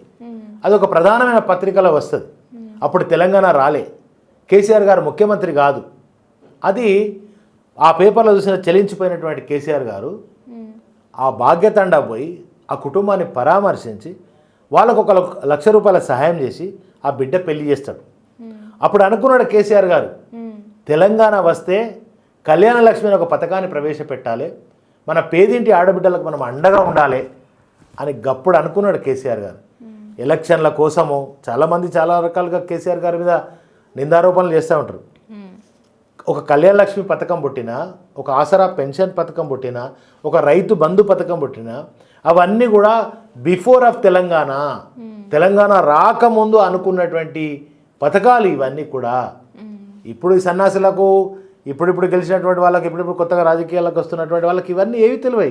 మనకు కరెంట్ ఉండేనా అమ్మ? ఇదే నా స్కూల్లో 10వ తరగతి పరీక్షలు వచ్చినాయంటే ఆ కరెంట్ ఉండకపోయేది రాత్రి అంతా.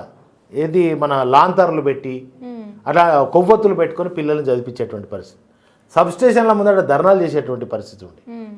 మరి ఇవాళ కేసీఆర్ గారు వచ్చినాక 24 hours కరెంట్, ఇండస్ట్రియల్కు కరెంట్, ప్రతి చోట ఫుల్ కరెంట్, నీళ్లు ఫుల్, కరెంట్ ఫుల్, పంటలు ఫుల్. కేసీఆర్ రాగానే ఒక అద్భుతం జరిగింది కదా, కాళేశ్వరం లాంటి ఒక అద్భుతమైన ప్రాజెక్ట్ వచ్చింది కదా, ప్రపంచ దేశాలు మెచ్చుకున్నాయి కదా. ఇవాళ అమెరికా లాంటి దేశాలలో వాళ్ళ దానిలో ఆ మీడియా ద్వారా కూడా చాలా ప్రచారం చేశారు కాళేశ్వరం లాంటి ప్రాజెక్ట్. అతిపెద్ద భారీ ఎత్తిపోతల పథకం ఈ ప్రపంచంలో ఏదైనా ఉంది అంటే దట్ ఇస్ ద కాళేశ్వరం. ప్రపంచం నేర్చుకుని, దేశం నేర్చుకునేటువంటి పథకాలు కేసీఆర్ గారు తెచ్చారు. ఏదో ఇలా డొల్ల మాటలు, అబద్ధ మాటలు విని ఒకసారి ప్రజలు కొంత పర్సెంటేజ్, మేము ఓడిపోయింది ఎంత, 1.8%, చాలా చిన్న పర్సెంటేజ్తో ఓడిపోయినాం. కానీ ఇప్పుడే ప్రజలకు అర్థమైపోయింది. ఇప్పుడు ఎలక్షన్లు రానియండి, 100 సీట్లకు పైగా గెలుస్తాం అసెంబ్లీలో బ్రహ్మాండంగా. మళ్ళీ ముఖ్యమంత్రి గారు కేసీఆర్ గారు లోకల్ బాడీ ఎలక్షన్స్ వస్తున్నాయి కదా సార్, లోకల్ బాడీలో కూడా మేమే గెలుస్తామమ్మా. ఇప్పుడు గెలుస్తారా? 100% గెలుస్తాం, 100% ప్రజలు బీఆర్ఎస్ పార్టీ అంటే పూర్తి విశ్వాసంతో ఉన్నారు, కేసీఆర్ గారి మీద నమ్మకంతో ఉన్నారు. కాంగ్రెస్ పార్టీ అబద్ధాలు ఆడింది, మోసం చేసింది మమ్మల్ని, కనుక కాంగ్రెస్ పార్టీకి సరైన గుణపాఠం చెప్పాలనే దాంట్లో ఉన్నారు. కర్రు కాల్చి వాత పెడతారు ఇప్పుడు ఈ ఎలక్షన్లలో. Okay sir. సార్ ఇప్పుడు కవిత గారు పార్టీ నుండి వెళ్ళిపోయారు కదా, బీఆర్ఎస్ పార్టీ నుండి. అంటే ఎమ్మెల్సీ పదవికి కూడా రాజీనామా చేసినారు కదా. అంటే కవిత మరో షర్మిల లాగా అనుకోవచ్చా? అంటే అప్పుడు పదవి కోసము, అంటే డబ్బుల కోసము జగన్ షర్మిలని దూరం చేశారు, ఇప్పుడు పార్టీ పదవి కోసమే దూరం చేశారా పార్టీ నుండి కవితని? కవిత అమ్మ వేరే కాదు, కేసీఆర్ వేరే కాదు, మేమంతా కుటుంబ సభ్యులు. తనను వెనకుండి నడిపిస్తున్నది బీజేపీ, కాంగ్రెస్ అనేది నా వ్యక్తిగతమైన అభిప్రాయం. కనుక ఇవాళ కవితక్క మాట్లాడే అంశాలన్నీ కూడా హరీష్ రావు గారు మీద మాట్లాడుతూ ఉన్నాయి, సంతోష్ కుమార్ గారు మాట్లాడుతాను. సంతోష్ కుమార్ గారు ఏం చేస్తారు, తెల్లారు లేస్తే 5:30, 4:30కు వచ్చి కేసీఆర్ గారు బాగోగులు చూస్తారు. రాత్రి 12 తర్వాత ఆయన తిరిగి మళ్ళీ ఇంటికి పోతారు. పోతారు, పోకపోతే పోదు. ఆయనకు వ్యక్తిగతం ఏమైనా ఉన్నదామా? కేసీఆర్ గారిని చాలా చక్కగా చూసుకోవడమే తప్ప ఆయన కుటుంబము, ఆయన పిల్లలు, ఆయన ఫ్యామిలీ ఎన్నడన్నా పట్టించుకున్నటువంటి పరిస్థితి ఉందామా? కేసీఆర్ గారిని ఆరోగ్యంగా మంచిగా ఆయనకు కావాల్సిన అన్ని రకాల ఏర్పాట్లు చేసేది సంతోష్ కుమార్ గారు. సో ఆయన స్వార్థపూరితంగా ఇంకేదో చేసిండని, అవినీతి చేసిండని ఒక బురద తల్లే ప్రయత్నము ఈమెకు 2014లో ప్రభుత్వం జరుగుతున్నప్పుడు, అంతకుముందు ఇవన్నీ గుర్తు రావాలి కదా కవితకు. ఇదే హరీష్ రావు గారు కాళేశ్వరం ప్రాజెక్టు మీద విపరీతమైన అవినీతి చేసిండని ఒక బురద తల్లే ప్రయత్నం ఏదైతే కవితక్క చేసిందో, మరి అవన్నీ కూడా గతంలో తెలిసే ఉంటాయి కదా. అది మా పార్టీ ఆమె విజ్ఞతకే వదిలేసింది. కనుక ఆమె గురించి మాట్లాడుకోవడం కంటే ఇంకేదైనా అంశం మాట్లాడుకోవడం మంచిది. ఎందుకంటే పార్టీ ఆమె సస్పెండ్ చేసేసింది ఆల్రెడీ. ఇక మాకు వాళ్ళకి తెగదెంపులే అయిపోయినాయి. బీఆర్ఎస్ పార్టీకి కవితకు సంబంధం లేదు. ఇక ఆమె సొంతగా ఆమె ఏమి నిర్ణయం తీసుకున్నా ఆమె సొంత నిర్ణయాలు. బీఆర్ఎస్ పార్టీలో రాజీనామా చేసే వరకు మాకు సంబంధం. ఆమె అనవసరమైన ఒక నిందారోపణలు ఎవరి మాటలో విని ఒక కేసీఆర్ గారి మీద, బీఆర్ఎస్ పార్టీ మీద, అదేవిధంగా మరి హరీష్ రావు గారి మీద, హరీష్ రావు గారు కేసీఆర్ గారికి కుడభుజం లాగా. తెలంగాణ రాష్ట్రం రాకముందు 2001 నుంచి కదా, అటుకులు తిన్నాడో, అన్నమే తిన్నాడో, ఎట్లున్నాడో, ఎంత కష్టపడ్డాడో తెలియదు. మీకు ఈ కాళేశ్వరం లాంటి ప్రాజెక్ట్ కట్టడానికి 2 గంటలు 3 గంటలు కూడా నిద్రపోకపోతుండే. అంత కష్టపడి మరి కేసీఆర్ గారి సంకల్పాన్ని, ఆయన ఇచ్చిన ఒక టాస్క్ని చేయడం కోసం అంత కష్టపడే నేచర్ హరీష్ రావు గారిది. ఆయన ఆరోగ్య శాఖ మంత్రి ఉన్నప్పుడు కూడా ఆయన ఎంత చాలా చక్కగా ఆ విభాగానికి న్యాయం చేసిండు తెలుసు. ఆయన ఇరిగేషన్ మంత్రి ఉంటే ఏ శాఖకు ఇచ్చినా కూడా ఆ శాఖకు న్యాయం చేసిండు. తెలంగాణ ప్రజల అభివృద్ధి ధ్యేయంగా, సంక్షేమమే ధ్యేయంగా ఆయన మరి కేసీఆర్ గారికి ఒక కన్నబిడ్డలాగా అద్భుతంగా ఆయన పనిచేసిండు. తెలంగాణ రాష్ట్రం అభివృద్ధి సాధించడంలో ఒక నంబర్ 1 స్థాయి ఉండడంలో కూడా ఆయన పాత్ర ఉంది. ఇప్పుడు అవినీతి జరిగింది, కాళేశ్వరంలో రకరకాల మాటలు మాట్లాడితే అవన్నీ కూడా ఎవరో అనిపిస్తున్నారనేదే నేను అనుకుంటా ఉన్నా. అది తప్పుడు ఆరోపణ, అది నెగ్గు తేలుతుంది కూడా. ఇప్పుడు కాళేశ్వరం ప్రాజెక్టు మీదనే రేవంత్ రెడ్డి ఒక వేసి అసలు ప్రపంచ స్థాయిలో కేసీఆర్కి ఎట్లా పేరు వచ్చింది? కాళేశ్వరం ప్రాజెక్టే కదా. ఒక అద్భుతమైనటువంటి ప్రాజెక్టు నిర్మాణం అయింది. ఎక్కడో మేము తెలంగాణలో ఉద్యమం జరుగుతున్నప్పుడు తలాపున పారుతుంది గోదావరి, నా చేను నా చిలక ఎడారని పాటలు పాడుకున్నాం. పల్లె పల్లె నా పల్లెర్లు మోసే నా తెలంగాణలోనా ప్రతి పల్లెలోనా అని పాటలు పాడుకున్నాం. వానమ్మ వానమ్మ ఒక్కసారన్నా వచ్చి పోవమ్మ అని పాటలు పాడుకున్నాం. ఇది తెలంగాణ రాకముందున్న పరిస్థితి.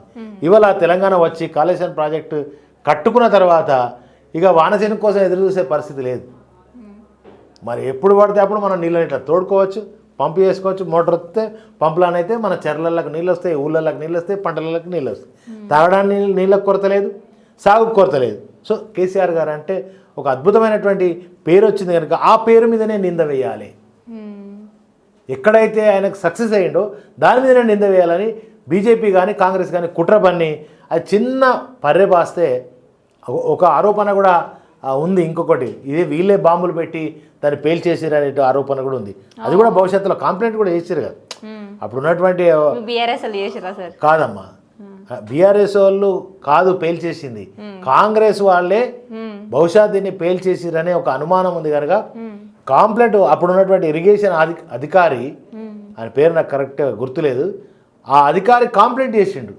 ఎట్లా కంప్లైంట్ చేసిండు, ఎందుకు కంప్లైంట్ చేసిండు అంటే సాయంత్రం 6-6:30 అవుతున్న సందర్భంలో, చీకటి పడుతున్న సందర్భంలో పెద్ద పెద్ద శబ్దాలు వినబడ్డాయి.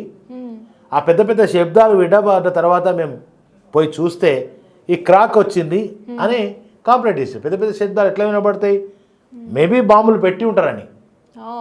అంతే కదా. మరి 500 ఏళ్ళుగా రానంత వరద వచ్చినా అది చిన్న కూడా పర్రెబాయలే కదా. కనుక ఇది కావాల్సుకొని కేసీఆర్ గారి మీద, బీఆర్ఎస్ పార్టీ మీద ఒక రుద్ది ఒక బురద తల్లి చేస్తే కేసీఆర్ గారి ప్రభుత్వాన్ని పడగొట్టచ్చు. ఎక్కడైతే కేసీఆర్ గారికి అపర ఖ్యాతి వచ్చిందో దేశవ్యాప్తంగా, ప్రపంచవ్యాప్తంగా పేరు వచ్చిందో దాన్నే ఖతం చేస్తే మనం గెలవచ్చు అనే ఒక కుట్ర పని జరిగిందనేదే బీఆర్ఎస్ పార్టీ అనుమానం. ఇంకొక మాట మీకు చెప్పాలి. దేశానికి అన్నం పెట్టే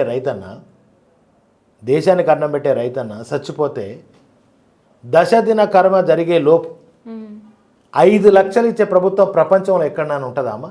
ఈ ప్రపంచం మొత్తంలో, ఈ దేశంలో, ఈ రాష్ట్రంలో కాదు నేను అనేది, ప్రపంచం మొత్తంలో దేశానికి అన్నం పెట్టే రైతన్న చచ్చిపోతే 10 దిన కర్మ జరిగేలోపు 5 లక్షల రూపాయలు ఇచ్చి పంపించేటోడు. నేనే స్వయంగా పోయి ఆ చెక్ ఇచ్చి వచ్చేటోని. అట అంత గొప్ప మనసున్న రైతు బాంధవుడమ్మా నిజంగా కేసీఆర్ గారు. మనం ఇప్పుడు మానవీయ కోణంలో ఎన్ని పనులు చేసిండో మనం చూసుకున్నాం. ఇప్పుడు కళ్యాణ లక్ష్మి కానీ, రైతు బంధు కానీ, మరి ఇప్పుడు ఈ 5 లక్షల బీమా కానీ, 2000 రూపాయల పెన్షన్ కానీ. ఇప్పుడు నేను కూడా ఒక ఎస్సీ బిడ్డను, నేను గురుకుల పాఠశాలలో అంటే అప్పుడు ఎస్సీ హాస్టల్లో చదువుకున్నటువంటి బిడ్డను. నేను చదువుకునేటప్పుడు ఇదే గంగాధర హాస్టల్లో ఉన్నా. మేము లైన్ కట్టిపోయేది, మీది చారు కోసం కొట్లాడేది. పురుగుల పడ్డ అన్నం పలచటి సారి పోసేటోళ్ళు, పోస్తే అందులో పురుగులు ఉంటే ఆ పురుగులు తీసేసి ఆ పలచటి సారుతోటి అన్నం తినిపోయేది. అర్ధాకలతో పోయి చదువుకున్నామమ్మా ఆనాడు. ఆ పరిస్థితి కేసీఆర్ గారికి తెలుసు కదా. కేసీఆర్ గారు గురుకుల పాఠశాలలు ఉత్తగా పెట్టలేదు. 180-200 ఉన్నటువంటి గురుకుల పాఠశాలల్ని సుమారుగా 1100 గురుకుల పాఠశాలలు తెలంగాణ వ్యాప్తంగా చేసింది. అది ఎస్సీ కావచ్చు, బీసీ కావచ్చు, మైనారిటీ కావచ్చు, ఎస్టీ కావచ్చు, అన్ని వర్గాలకు ఒక్కొక్క నియోజకవర్గానికి 6, 5, 8 గురుకుల పాఠశాలలు పెట్టి ఒక్కొక్క విద్యార్థి మీద 1,20,000 రూపాయలు ఖర్చు పెట్టి నాణ్యమైనటువంటి కార్పొరేట్ విద్యను అందించి, అంతేకాదమ్మా ఆ పిల్లలకు నాణ్యమైన మంచి భోజనం, పౌష్టికమైన భోజనం. సోమవారం నాడు ఒక బ్రేక్ఫాస్ట్ ఉంటే మళ్ళీ ఆదివారం నాడు ఒక బ్రేక్ఫాస్ట్ ఉంటుంది. అంటే రోజుకో తరీకా బ్రేక్ఫాస్ట్, స్నాక్స్ ఉంటాయి, పాలు ఉంటుంది, కాఫీ ఇస్తారు. మధ్యాహ్నంలో 4 రకాల 3 రకాల కూరలు ఉంటాయి. సాయంత్రం అయితే స్నాక్స్ ఉంటాయి. రాత్రి డిన్నర్లో 2-3 రకాల కూరలు ఉంటాయి. వారానికి 2 రోజులు నాన్ వెజ్ పెడతారు. డైలీ ఎగ్ ఇస్తారు, పాలు ఇస్తారు. ఎంత మంచి మెనూ అమ్మా. కోటీశ్వరులు కూడా దొరకని మెను ఆ గురుకుల పాఠశాలలకు ఇచ్చిండమ్మా. ఆ గురుకుల పాఠశాల చదువుకున్న పిల్లలు ఇలా చాలామంది ఐఏఎస్లు ఐపీఎస్లు అయ్యారు, చాలామంది ప్రొఫెసర్లుగా మారారు, చాలామంది సైంటిస్టులు అయ్యారు. చాలామంది పిల్లలు మా కాన్స్టిట్యున్సీ నుంచే 2 పిల్లలు ఏరోప్లేన్ నడిపే పైలట్లు అయ్యారు, మిలిటరీ ఆఫీసర్లు అయ్యారు. మా నియోజకవర్గంలో సైనిక్ స్కూల్ కూడా ఉంది. అంటే ఇవన్నీ ఒక సంకల్పం ఉండాలమ్మా, ఏదో గాలి మాటలు మాట్లాడడం కాదు. ఆ గురుకుల పాఠశాల చదువుకున్న పిల్లలు చాలా ఉన్నతంగా ఎదిగారు. అంబేద్కర్ స్టడీ సర్కిల్స్ పెట్టి చదువుకున్న యువతకి, నిరుద్యోగ యువతకి ఆడ ఫ్రీ కోచింగ్ ఇప్పించినాం. బీసీ వాళ్ళు కానీ ఎస్సీ వాళ్ళు కానీ ఎవరైనా కానీ ఆ అంబేద్కర్ స్టడీస్. ఈ చదువుకున్న పిల్లలు విదేశాలకు వెళ్ళాలంటే 20 లక్షల రూపాయలు ఇచ్చినామా మా పిల్లలకు స్కాలర్షిప్. మన పిల్లలు పేద పిల్లలు, ఇప్పుడు మనం ఇంతకుముందు అనుకున్న సబ్జెక్ట్ గ్రామీణ ప్రాంతాల్లో డబ్బులు ఉండే కదమ్మా, కూలీనాలు చేసుకునే వాళ్ళ దగ్గర ఆ పిల్లవాడు చదువుకుంటాడు, రేపు అమెరికాకో జపాన్కో లండన్కో పోయే అవకాశం వస్తుంది. పూలేరు వాళ్ళ దగ్గర డబ్బులు ఉండే. అట్లాంటి పిల్లలకు 20 లక్షల రూపాయల స్కాలర్షిప్ ఇచ్చి విదేశాలకు పంపిన చరిత్రనమ్మా. ఇంకొకటి చెప్పాలి, మలవత్ పూర్ణ అనే ఒక గిరిజన స్టూడెంట్ని ఎవరెస్ట్ శిఖరాన్ని ఎక్కించిండమ్మా కేసీఆర్ గారు. గురుకుల పాఠశాల విద్యార్థి అమ్మాయి, గురుకుల పాఠశాల చదివే విద్యార్థిని ఎవరెస్ట్ శిఖరాన్ని ఎక్కించిండు. That is the KCR. ఒక్క విషయంలో కాదమ్మా తెలంగాణ బాగుపడ్డది. ఇలా తెలంగాణ దేశంలో నంబర్ 1 ఎట్లయిందంటే జీడిపిలో కానీ అన్ని రంగాలలో అభివృద్ధి ఎట్లా సాధించిందంటే ఇవాళ ఎన్నో రకాల కష్టపడి ఫస్ట్ ఏర్పడ్డ తర్వాత ఒక సంవత్సరం అంతా 2 సంవత్సరాలంతా కొత్త తెలంగాణ ఎట్లా చేసుకోవాలో తెలియదు కదా. అట్లా ఆయన ఎంతో కష్టపడి ఆ ఫస్ట్ టర్మ్ కూడా అభివృద్ధి ఆటంకం జరగకుండా కొత్త తెలంగాణ, పసిబిడ్డ తెలంగాణ, అటువంటి తెలంగాణను ఇవాళ దేశానికి రోల్ మోడల్ తెలంగాణకు ఎట్లా మార్చగలిగిండో ఒక్క కేసీఆర్కే సాధ్యం అది. ఎందుకంటే తెలంగాణ రావాలని ఎట్లా అనుకున్నాడో వచ్చిన తెలంగాణ అంత గొప్పగా అభివృద్ధి, ఒక రంగం ఈ రంగం ఆ రంగం కాదు అన్ని రంగాలలో అద్భుతంగా తెచ్చిదిద్దినటువంటి కేసీఆర్ గారిని ఇప్పుడు మళ్ళీ గుర్తుకొస్తున్నాడు కేసీఆర్ గారు. అరే కేసీఆర్ గారు ఉన్నప్పుడు 24 గంటల కరెంటు ఉండే, మంచిగా రైతు బంధు ఇచ్చేటోడు, వెంటనే ధాన్యాన్ని కొనేటోడు. ఇప్పుడు చచ్చిపోతే కూడా పైసలు ఎత్తలేవు, కళ్యాణ లక్ష్మి ఎత్తలేదు, ఏదో జరుగుతలేదు అనేది ఇప్పుడు తలలు పట్టుకుంటున్నటువంటి పరిస్థితి, చెప్పులతో అదే రైతు కొట్టుకుంటున్నటువంటి పరిస్థితి వచ్చేసింది. అంటే ఈ ఏడాదిని అర్థం 2 ఏళ్లలోనే ఇంత అట్టర్లీ ఫ్లాప్ అయిపోయింది రేవంత్ రెడ్డి సర్కార్. సరే, ఇప్పుడు నెక్స్ట్ సీఎం కేసీఆర్ తర్వాత కేటీఆర్ అవుతారని అంటారు, కానీ హరీష్ రావు వర్గం ఏమంటుంది, మా ఓడు సీఎం కావాలి అని హరీష్ రావు వర్గం అంటుంది. కేటీఆర్ గారు అవుతారా, హరీష్ రావు అవుతారా? కేసీఆరే అవుతాడు. కేసీఆర్ ఉన్నంత కాలం కేసీఆర్ అవుతాడు. కేసీఆర్ తర్వాత కదా మన సంగతి. కేసీఆర్ గారు ఇంకా అద్భుతంగా తెలంగాణను అభివృద్ధి చేసేది ఉన్నది, బ్రహ్మాండంగా నడిపేది ఉన్నది. కనుక మళ్ళీ కేసీఆర్ కావాలని తెలంగాణ ప్రజలు కోరుకుంటా ఉన్నారు. కేసీఆర్ గారు ఉన్నంత కాలం కేసీఆర్ గారే ముఖ్యమంత్రి ఈ రాష్ట్రానికి. మళ్ళీ మేమందరం కేసీఆర్ గారిని ముఖ్యమంత్రి అయ్యేదాకా మేము పనిచేస్తూనే ఉంటాము. సార్ మీరు ఏ వర్గం సార్? నేను కేసీఆర్ వర్గం. కేటీఆర్ అయినా కేసీఆర్ వర్గమే, హరీష్ రావు అయినా కేటీఆర్ వర్గమే. ఈ టీఆర్ఎస్ పార్టీలో ఉన్న వాళ్ళందరూ ఓన్లీ కేసీఆర్ వర్గం, నో గ్రూప్స్, ఇంకో వేరే వర్గం లేదు, ఓన్లీ కేసీఆర్ గ్రూప్. సరే, ఇప్పుడు కవిత ఏమన్నానంటే కేసీఆర్ని ఏమనలేదు, కేటీఆర్ని ఏమనలేదు, మీకు జాగ్రత్తగా ఉండండి అని చెప్పారు. కానీ హరీష్ రావు, సంతోష్ రావు మీదనే ఎక్కువ ఫైర్ అవుతున్నారు. ఎందుకంటారు? అంటే వాళ్ళిద్దరికి ఎందుకు జాగ్రత్త చెప్తున్నారు, వీళ్ళిద్దరిని ఎందుకు టార్గెట్ చేస్తారు అసలు? అమ్మా, మీకు బీజేపీ పాలించే రాష్ట్రాలలో కొన్ని రాష్ట్రాల్లో కుటుంబం అంతా కలిసికట్టుగా అక్కడ రాష్ట్ర ప్రజల దీవెనలు పొంది చాలా అద్భుతమైన పాలన అందిస్తున్నటువంటి రాష్ట్రాలలో సేమ్ ఇదే పరిస్థితి. బీజేపీ ఆ రాష్ట్రాలలో కుటుంబాన్ని ఇట్లనే విడగొట్టి ఆ రాష్ట్రాన్ని కబ్జా చేసుకున్నది. అక్కడ వాళ్ళు బీజేపీ పాలిస్తున్నారు ఇప్పుడు.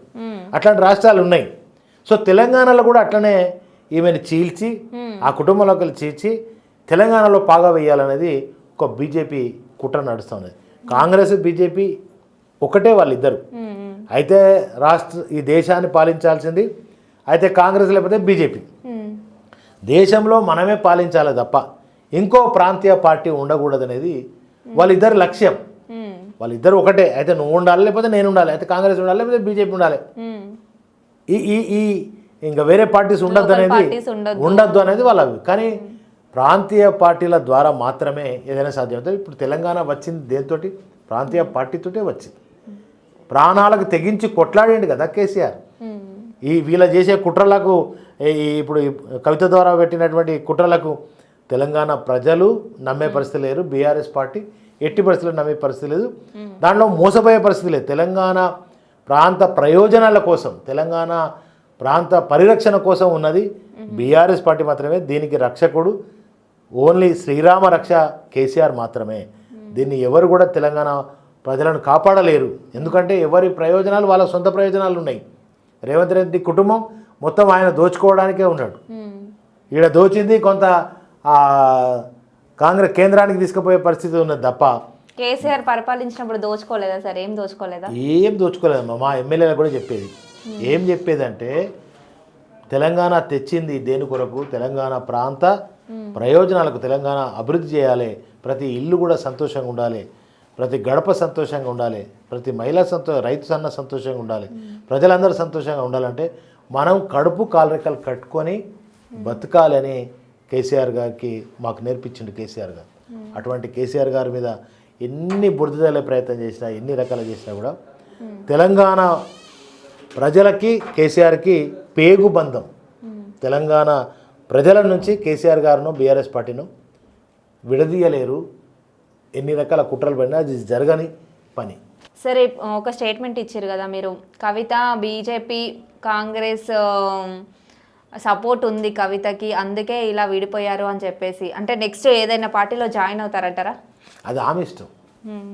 అంటే ఉంటుంది కదా, బీజేపీలోనూ జాయిన్ అవుతారు లేదా కాంగ్రెస్లోనూ జాయిన్ అవుతారని తెలుస్తుంది కదా. మా పార్టీలో ఉన్నంత వరకు మేము ఆమె గురించి ఏమన్నా మాట్లాడచ్చమ్మా. ఇప్పుడు తను మా పార్టీనే లేదు. ఆమె సొంత పార్టీ పెడుతుందా, కాంగ్రెస్లో జాయిన్ అవుతుందా, బీజేపీలో జాయిన్ అవుతుందా, అది బీజేపీ వాళ్ళు ఇష్టం, కాంగ్రెస్ వాళ్ళు ఇష్టం, తన ఇష్టం. సరే, ఇప్పుడున్న బీఆర్ఎస్ పార్టీ అంటే చాలా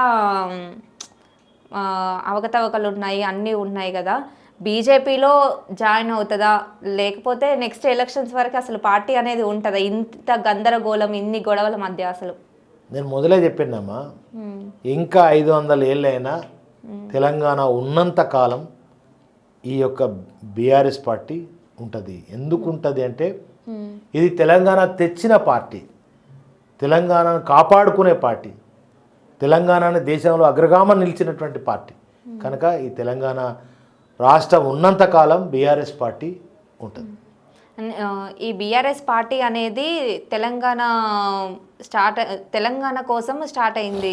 టీఆర్ఎస్ అని, తెలంగాణ రాష్ట్ర సమితి అని, ఆ మూల సిద్ధాంతాన్ని తీసేసి టీఆర్ఎస్ని బీఆర్ఎస్గా ఎందుకు చేశారు అసలు? మీకు ఒకటే చెప్పాలి, లోకల్ పార్టీ అని అన్నారు కదా, లోకల్ పార్టీ అన్నప్పుడు లోకల్ పార్టీ తెలంగాణ రాష్ట్రం సాధించే వరకు టీఆర్ఎస్ పార్టీ సాధించిన తెలంగాణ దేశానికి రోల్ మోడల్ నిలిపింది టీఆర్ఎస్ పార్టీ. అయితే ఇప్పుడు కర్ణాటకలో ఉన్నటువంటి కొన్ని గ్రామాలు కానీ, మహారాష్ట్రలో ఉన్నటువంటి కొన్ని గ్రామాలు కానీ, మన చుట్టుపక్కల ఉన్నటువంటి ఛత్తీస్గఢ్, మన రాష్ట్రాన్ని ఆనుకున్నటువంటి కొన్ని రాష్ట్రాల ప్రజలు కేసీఆర్ గారి పథకాలు నచ్చినాయి వాళ్ళకి. మనం ఇచ్చే సన్న బియ్యం కావచ్చు, మనం ఇచ్చే 2000 పెన్షన్ కావచ్చు, మనం ఇచ్చే ఫ్రీ కరెంటు 24 hours కరెంటు కావచ్చు, మనం ఇచ్చే రైతు బంధు కావచ్చు, మనం ఇచ్చే గురుకుల పాఠశాలలు కావచ్చు, మనం చేసే ప్రతి పని వాళ్ళకి నచ్చింది. వాళ్ళ రాష్ట్రంలో 2000 రూపాయల పెన్షన్ లేదు, వాళ్ళ రాష్ట్రాలలో కళ్యాణ లక్ష్మి లేదు, వాళ్ళ రాష్ట్రాలలో రైతు బంధు లేదు, వాళ్ళ రాష్ట్రాలలో ఇవన్నీ తెలంగాణలో ఉన్న పథకాలు లేవు. కనుక కేసీఆర్ గారు వస్తే మమ్మల్ని తెలంగాణలో కలపండి అన్నారు. మమ్మల్ని తెలంగాణలో కలపండి అన్నారు. ఎందుకు కలపండి అన్నారంటే 24 hours కరెంట్ వస్తుంది, కళ్యాణ లక్ష్మి వస్తుంది, రైతు బంధు వస్తుంది, పెన్షన్ వస్తుంది, ఇవన్నీ వస్తాయి కనుక గురుకుల పాఠశాలలు వస్తాయి. ఈ బెనిఫిట్స్ అన్నీ తెలంగాణలో పొందుతున్న బెనిఫిట్స్ అన్నీ, ఈ రైతన్న చచ్చిపోతే 5 లక్షల రూపాయలు వస్తాయి అంటే తెలంగాణలో కలిస్తే మాకు ఇవన్నీ బెనిఫిట్స్ వస్తాయి కనుక తెలంగాణలో కలపండి అన్నారు. దేశం అప్పుడు ఏం కోరుకున్నదిగా, దేశంలో ఉన్న అనేక రాష్ట్రాలు, మన తెలంగాణలో ఆనుకుని చాలా రాష్ట్రాలు ఉంటాయి, అట్లా అనేక రాష్ట్రాలు కేసీఆర్ గారిని కోరుకున్నాయి కనుక ఇప్పుడు కాళేశ్వరం ప్రాజెక్టు ఉన్నది ఎగ్జాంపుల్. ఇదే కాంగ్రెస్ దాదాపు 5 దశాబ్దాలు 6 దశాబ్దాలు అదే పాలించింది కదమ్మా. చంద్రబాబు నాయుడు, టీడీపీ, ఎన్టీ రామారావు, అంతకంటే కాంగ్రెస్, మళ్ళీ మేము గెలిచే వరకు కూడా కాంగ్రెసే కదా. ఇప్పుడు ఇదే గోదావరి నది అప్పుడు ప్రవహిస్తుంది కదా, ఈ గోదావరి మీద ఒక ప్రాజెక్టు కట్టి తెలంగాణ ప్రాంతాన్ని నీళ్ళు ఇవ్వాలనే సోయి ఉండాలి కదా, మరి ఎందుకు జరగలేదు? ఇవాళ ఎక్కడో పాతాళంలో ఉన్నటువంటి గంగను ఒడిసిపట్టి 600 పైచిలకు మీటర్ల ఎత్తుకు తరలించినటువంటి అపర భగీరథుడమ్మా కేసీఆర్. ఇదే 6 దశాబ్దాలుగా ఉన్నప్పుడు ఈ కళ్యాణ లక్ష్మి ఎందుకు ఇవ్వలే, 2000 రూపాయల పెన్షన్ ఎందుకు ఇవ్వలే, రైతు బంధు ఎందుకు ఇవ్వలే? ఇవాళ దేశంలో కూడా ఇప్పటికీ కూడా ఈ స్కీమ్స్ అన్నీ లేవు. అచ్చా ఈ స్కీమ్స్ ఎందుకు పెట్టిండు అనేది మీకు ఇంతకుముందు చెప్పిన. ఈ స్కీమ్స్ అన్నీ కూడా తెలంగాణ రాకముందు అనుకున్న స్కీమ్స్. ఈ కాళేశ్వరం లాంటి ప్రాజెక్ట్ కట్టాలనుకున్న తెలంగాణ రాకముందు అనుకున్న మిషన్ భగీరథ అనే ఒక మంచినీళ్ళ పథకాన్ని తీసుకొచ్చింది కూడా తెలంగాణ రాకముందు అనుకున్నది. మిషన్ కాకతీయ ద్వారా చెరువులన్నీ కూడా బాగు చేయాలి అని తెలంగాణ రాకముందు అనుకున్నటువంటి తప్ప తెలంగాణ వచ్చినాక అప్పటికప్పుడు ఒక రూట్ మ్యాప్ చేసుకొని అప్పటికప్పుడు ఈ స్కీమ్స్ తయారు చేసినవి కావు. నేను మళ్ళీ అందుకే చెప్తున్నా, తెలంగాణ రాకముందు అనుకున్న స్కీములు ఇవన్నీ కూడా వాళ్ళ జీవితాల్లో వెలుగులు నింపడం కోసం కాదా? ఇవాళ ఇన్ని స్కీమ్స్ పెట్టినారు అని అంటున్నారు కదా, మరి ఇన్ని స్కీమ్స్ పెట్టినప్పుడు బీఆర్ఎస్ పార్టీని తెలంగాణలో బయట అంటే గెలవలేదు, ఓకే, తెలంగాణలో ఓడించినారు కదా, మరి ఎందుకు అనుకుంటున్నారు? అదేనమ్మా నేను ఏమంటున్నా, దేనికోసం అబద్ధాలను నమ్మిరమ్మా. ఇప్పుడు మనం ఫర్ ఎగ్జాంపుల్ ఈ రైతు బంధు 10,000 ఇచ్చినాం, వాళ్ళు 15,000 ఇస్తా అంటే నమ్మారు. మనం కళ్యాణ లక్ష్మి 1,00,000 రూపాయలు ఇచ్చినాం, కళ్యాణ లక్ష్మి 1,00,000 రూపాయలతో పాటుగా తులం బంగారం కూడా ఇస్తామన్నారు, దాన్ని నమ్మారు. కేసీఆర్ అయితే 1,00,000 రూపాయలే ఇస్తాడు రుణమాఫీ, నేనైతే 2,00,000 రూపాయలు చేస్తా అని రేవంత్ రెడ్డి చెప్పిండు కదా. డిసెంబర్ 9 నాడు తీసుకోని అన్నాడు, మరి ఇచ్చిండా? అంటే ఇవన్నీ కాబట్టి రేవంత్ రెడ్డి ఇస్తారని 1,00,000 రూపాయలు మనం ఇచ్చినామమ్మా. కేసీఆర్ ఇస్తే 1,00,000 రూపాయలని ఇదే రేవంత్ రెడ్డి నోట చెప్పిండు కదా. కేసీఆర్ ఇస్తే 1,00,000, నేను ఇస్తే 2,00,000 అన్నాడు కదా. కేసీఆర్ ఇచ్చిండు 1,00,000 రూపాయలు, ఈయన 2,00,000 ఇచ్చింది, 2,00,000 చెప్పింది ఇవ్వలే కదా. కనుకనే అంటే ఈ మోసం మాటలు. ఇప్పుడు రేవంత్ రెడ్డి ఒకటే చెప్పింది, తెలంగాణ ప్రజలు మా చేతిలో మోసపోవాలనుకుంటున్నారు, మేము మోసం చేస్తున్నాం. రేవంత్ రెడ్డి స్వయంగా చెప్పిండు కదమ్మా, తెలంగాణ యావత్ ప్రజలందరూ మా చేతిలో మోసపోవాలని అనుకున్నారు, మేము మోసం చేసినామని చెప్పిండు. ఇంకా మోసం ఇప్పుడు ఇప్పుడు ఇప్పుడు ప్రజలకు అర్థమవుతుంది కదా, ఈయన చెప్పిన అన్ని అబద్ధాలు, ఈయన చెప్పిన అన్ని మోసాలు. కనుక ఇంకా ప్రజలుగా మోసపోవడానికి, అబద్ధాలు నమ్మడానికి లేరమ్మా. ఎవరైతే నికార్సుగా తెలంగాణ తెచ్చిన తెలంగాణ అంత అద్భుతమైన రీతిలో చేశారో, ఈ సంక్షేమ ఫలాలను ఎట్లయితే ఇచ్చారో, ఎక్కడ మీడియేటర్ లేరు, 1 రూపాయి లంచం లేకుండా ఇవన్నీ కూడా స్కీమ్స్ వచ్చేసినాయి. ఈ స్కీమ్స్ అన్నీ కూడా తెలంగాణ వచ్చినాక చేసిన స్కీమ్స్ కాదు అని మళ్ళీ చెప్తున్నా.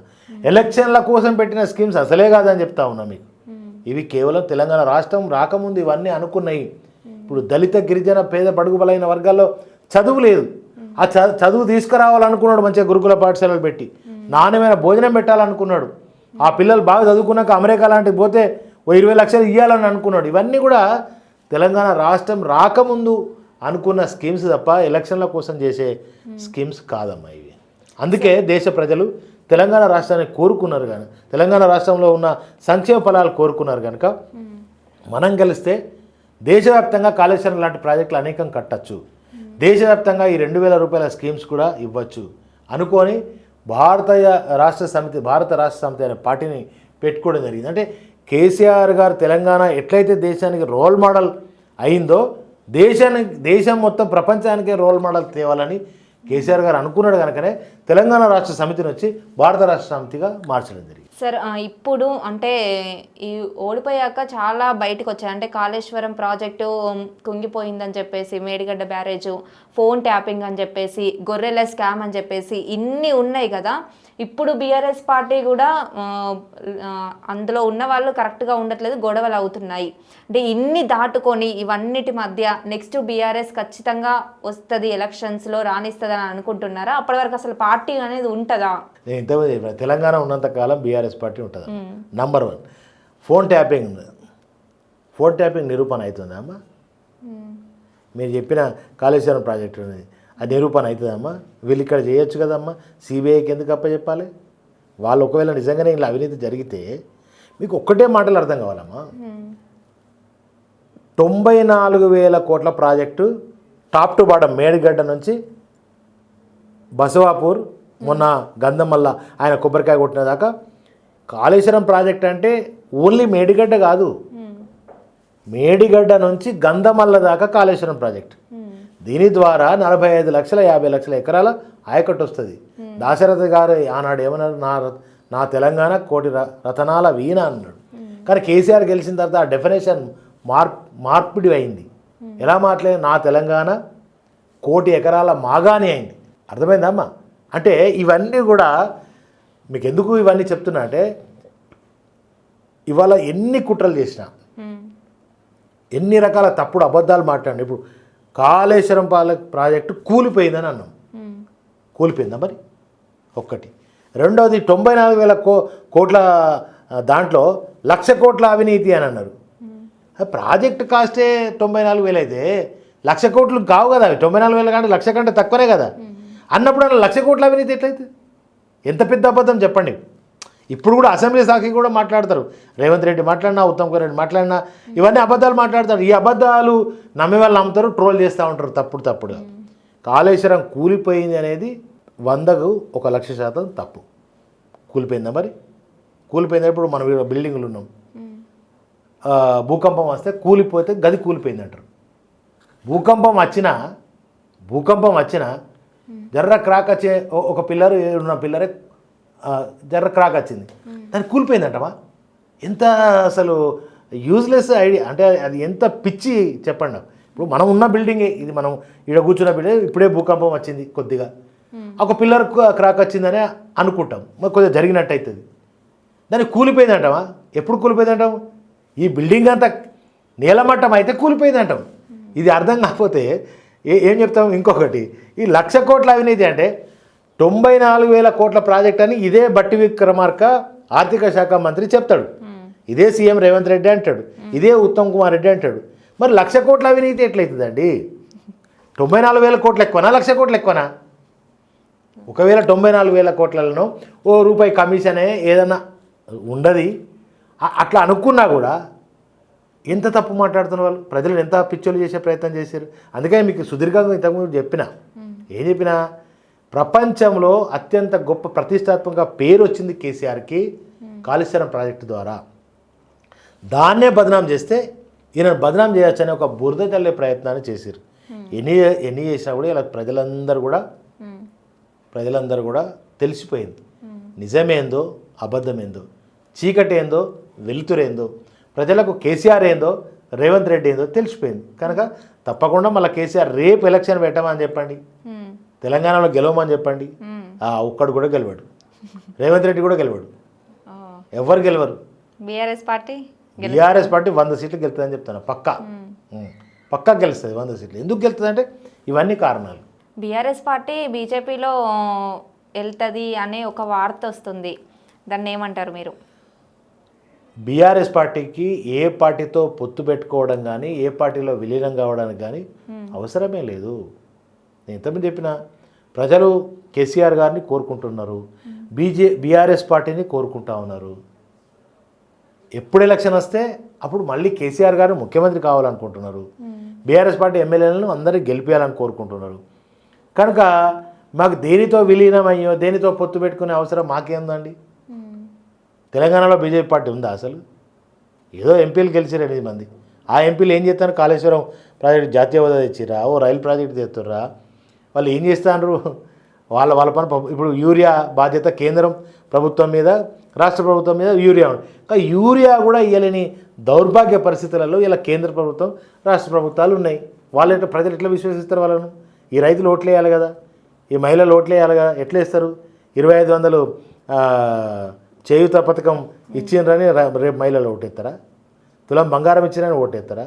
రైతులకు ఎంత అన్యాయమైంది. నీళ్ళ కోసం మళ్ళీ మేము కొట్లాడితే మా హరీష్ అన్న, మా రామన్న పొద్దుగాల ప్రెస్ మీట్లు పెట్టి నీళ్ళు విడుదల చేయండి అంటే మేము రోడ్లు ఎక్కితే, మేము ధర్నాలు చేస్తే, ఇదే మా కుర్క్యాల చౌరస్తాలో, గంగాధర చౌరస్తాలో ధర్నాలు చేస్తే అప్పటికప్పుడు నీళ్ళు మేము లొల్లి పెట్టాం. లొల్లి పంటలను ఎండిపోయినాక ఇదే కేసీఆర్ గారు ఎండిపోయిన పంటలు చూడడానికి మా కాన్స్టిట్యూన్సీకి వచ్చి నల్లగొండకు పోయాడు. ఎండిపోయినాయి కదండి. కాంగ్రెస్ రాగానే కరెంట్ స్విచ్ ఆఫ్ చేసినట్టే. ఇప్పుడు మన ఈ బల్బు బంద్ కావాలంటే స్విచ్ ఆఫ్ చేస్తాం. అట్లా బంద్ అయినట్టే చెరువులన్నీ ఎండిపోయినాయి, తాంబాలాలుగా మారిపోయినాయి, పంటలన్నీ ఎండిపోయినాయి, నీళ్ళు సప్లై బంద్ అయిపోయింది, కరెంటు పోయింది. అంటే మీకు అర్థమైంది కదా, కేసీఆర్ ఉన్నప్పుడేమో నీళ్ళు ఫుల్ ఉంటాయి, కరెంటు ఫుల్ ఉంటాయి, పంటలు ఫుల్ ఉంటాయి. మరి ఇప్పుడు ఇక రేవంత్ రెడ్డి కాంగ్రెస్ రాగానే ఎందుకు ఇవన్నీ ఆపైపోయినాయి? కేసీఆర్ గారు నల్గొండ సభకు వచ్చేసిండు, పంటలు ఎండిపోయిన పంటలకు వచ్చింది చూసినగా మీరే. సో వాళ్ళకు ప్రభుత్వం నడపరాదు, అసమర్థ ప్రభుత్వం నడుస్తూ ఉంది, తుగ్లక్ పాలన నడుస్తూ ఉంది, తుపాకీ రాముల పాలన నడుస్తూ ఉంది తెలంగాణ రాష్ట్రంలో. ఇప్పుడు ఎందుకు చెప్తున్నా ఇవంటే, ఒక దిక్కు ఇప్పుడు మన కామారెడ్డి పోయిండు, వరదలు వచ్చినాయంటే ఫస్ట్ రామన్న పోయిండు, రామన్న పోయినాక ఈయన పోయిండు. మరి ఈయన పోయితే అక్కడ సీఎం వరదలు వచ్చినాయి, కామారెడ్డి ఆ ప్రాంతం అంతా కొట్టుకుపోయింది అంటే ఆ పంట పొలాలు అన్నీ కొట్టుకుపోయినాయి. రైతాంగం ఏమనుకుంటారు? ఎకరాన 10,000 20,000 ప్రకటించిపోతాడని అనుకుంటారు కదా. ₹1 ప్రకటించలే, అట్లా పోయిండు, షోపుటప్ చేసిండు, వచ్చేసి. ఒక సీఎం పోతే ఆ ప్రాంతానికి పోతే ఏదో రకమైన ఒక వరాల జల్లు వస్తుంది, మాకు ఇంత న్యాయం జరుగుతుంది, మా పంటలు కొట్టుకుపోయినాయి, మా భూములు కొట్టుకుపోయినాయి, మా బ్రిడ్జిలు కొట్టుకుపోయినాయి, మా రోడ్లు కొట్టుకుపోయి వాటికి ఇంత బడ్జెట్ ఇస్తాడని కోరుకుంటారు. ఇచ్చిండు ఏమన్నా? ఏం ప్రకటించలే కదా. మా రామన్న పోయిండు అనగానే వెంబడే అరే కేటీఆర్ పోయిండంటే మనం కూడా పోవాలని పరిగెత్తుకుపోయింది. కానీ ఆయనకు నిజంగా ఈ ప్రాంతం మీద అభిమానం లేదు, ఈ ప్రాంతం తెలంగాణ రావాలని అనుకోలే.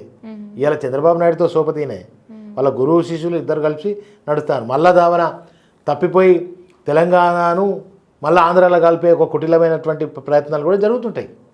ఎందుకంటే గురు శిష్యులు ఇద్దరు ఒకటి కదా, అక్కడ గురువు ఇక్కడ శిష్యుడు పాలన చేస్తూ ఉన్నాడు కనుక మళ్ళీ తెలంగాణను ఆంధ్రాలో కలిపే ఒక కుట్ర కూడా జరుగుతుంది.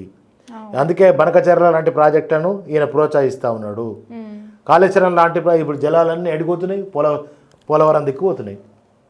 మన నీళ్ళన్నీ ఎడిపోతున్నాయమ్మా, పోలవరం దిక్కు పోతున్నాయి. ఆడ 2 సార్లు కూలిపోయింది పోలవరం, ఎవడు పట్టించుకోడు. ఇక్కడ ఎస్ఎల్బీసీలో 11 మందో 8 మందో ఇప్పుడు ఇలా భూస్థాపితమై ఉన్నారు కదమ్మా పాపం. ఆ శవాలను కూడా తీయాలి కదా, దాని మీద ఎవడు మాట్లాడు? ఎన్డీఎస్ఏ రాదు, ఎందుకంటే బీజేపీ కాంగ్రెస్ ఒకటే అని చెప్పిన కదమ్మా. ఇవాళ పోలవరం కొట్టకపోతేనేమో ఎవడు అడిగాడు మాట్లాడాడు, దాని మీద అసలు ఏ ఎన్డీఎస్ఏ రాదు, ఎవడు రాడు. ఈడ ఎస్ఎల్బీసీలో ప్రమాదం జరిగి 8 మందో 9 మందో 11 మందో చనిపోతే ఇప్పటివరకు దాన్ని పట్టించుకున్నట్లేదు. అక్కడికి ఎన్డీఎస్ఏ రాదు, ఏది రాదు. దీనికి ఉదాహరణ ఇదే అంటాను, బీజేపీ కాంగ్రెస్ 2 పార్టీలు ఒకటే. సార్ కాంగ్రెస్ వాళ్ళే అంటారు కదా బీజేపీ ఉన్ను బీఆర్ఎస్ పార్టీ 2 ఒకటే అని. అదే నేను చెప్తున్నా, నేను సాదృశ్యం చెప్తున్నా కానీ నీకు సాక్ష్యం చెప్తున్నా. మరి మేము బీజేపీ ఒకటే ఎట్లా ఒకటవుతాం? ఎందుకు ఒకటవుతాం? ఇవాళ ఇదే నరేంద్ర మోడీ బిడ్డను తల్లిని వేరు చేసిరని ఆడ ఆంధ్రాలో పోయి మాట్లాడండి కదమ్మా. అంటే ఆయన తెలంగాణ రావడం ఆయనకి ఇష్టం లేదు. రేవంత్ రెడ్డి అప్పుడు తుపాకీ పట్టుకొని తెలంగాణ జై తెలంగాణ అన్నోని కాల్చి పారేస్తా అని తిరిగిండు కదా, మా కరీంనగర్కి వచ్చిండు కదా ఇదే రేవంత్ రెడ్డి, తుపాకులు పట్టుకొని తిరిగిండు కదా.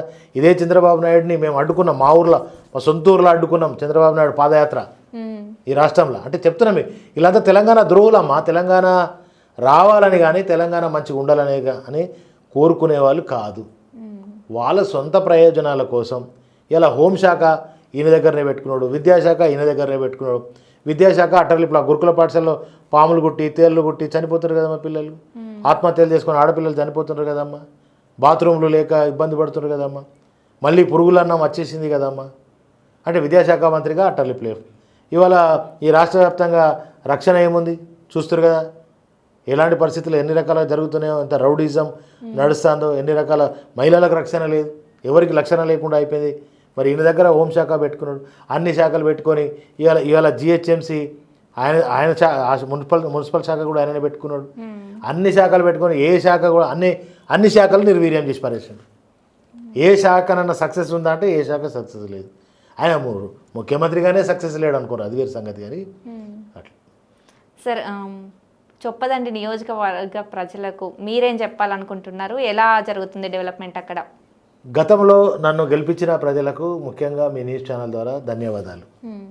మళ్ళీ మీకే సమస్య వచ్చినా, మీకే ఆపద వచ్చినా, ఇవాళ నీళ్ళ కోసం నేనే కొట్లాడుతున్నా, ఇవాళ రైతుల ధాన్యం కొనుగోలు దగ్గర పోయి నేనే కొట్లాడుతున్నా, ఇవాళ యూరియా కోసం కూడా మీ దగ్గరకు వచ్చి మీకోసం కొట్లాడుతున్నా. ఇట్లా మీకు ఏ ఆపద ఉన్నా సంపద ఉన్నా నేను వస్తున్నా. ఓడిపోయినా కూడా మీ మధ్యలోనే ఉంటున్నా, మీకోసమే ఉంటున్నా. నా ఊపిరి ఉన్నంత కోసం, ప్రతి చివరి రక్త బొట్టు ఉన్నంతకాలం మీ చొప్పదండి నియోజకవర్గం కోసమే కొట్లాడతా. నేను పుట్టిందే చొప్పదండి నియోజకవర్గంలో, రేపు నన్ను బొంద కూడా గదే చొప్పదండి నియోజకవర్గంలో పెడతారు. కనుక మీ ప్రాంత బిడ్డగా నన్ను ఆశీర్వదించాను. మళ్ళీ భవిష్యత్తులో కూడా అవకాశం వస్తే తప్పకుండా మీ ఆశీర్వాదంతో అందరితో నేను తప్పకుండా బయటపడతా. మీకోసమే ఈ జీవితం ఉన్నంతకాలం చొప్పదండి ప్రాంత ప్రయోజనాల కోసం, చొప్పదండి నియోజకవర్గ ప్రజల కోసం బతుకుతా. Okay sir, thank you sir, thank you so much.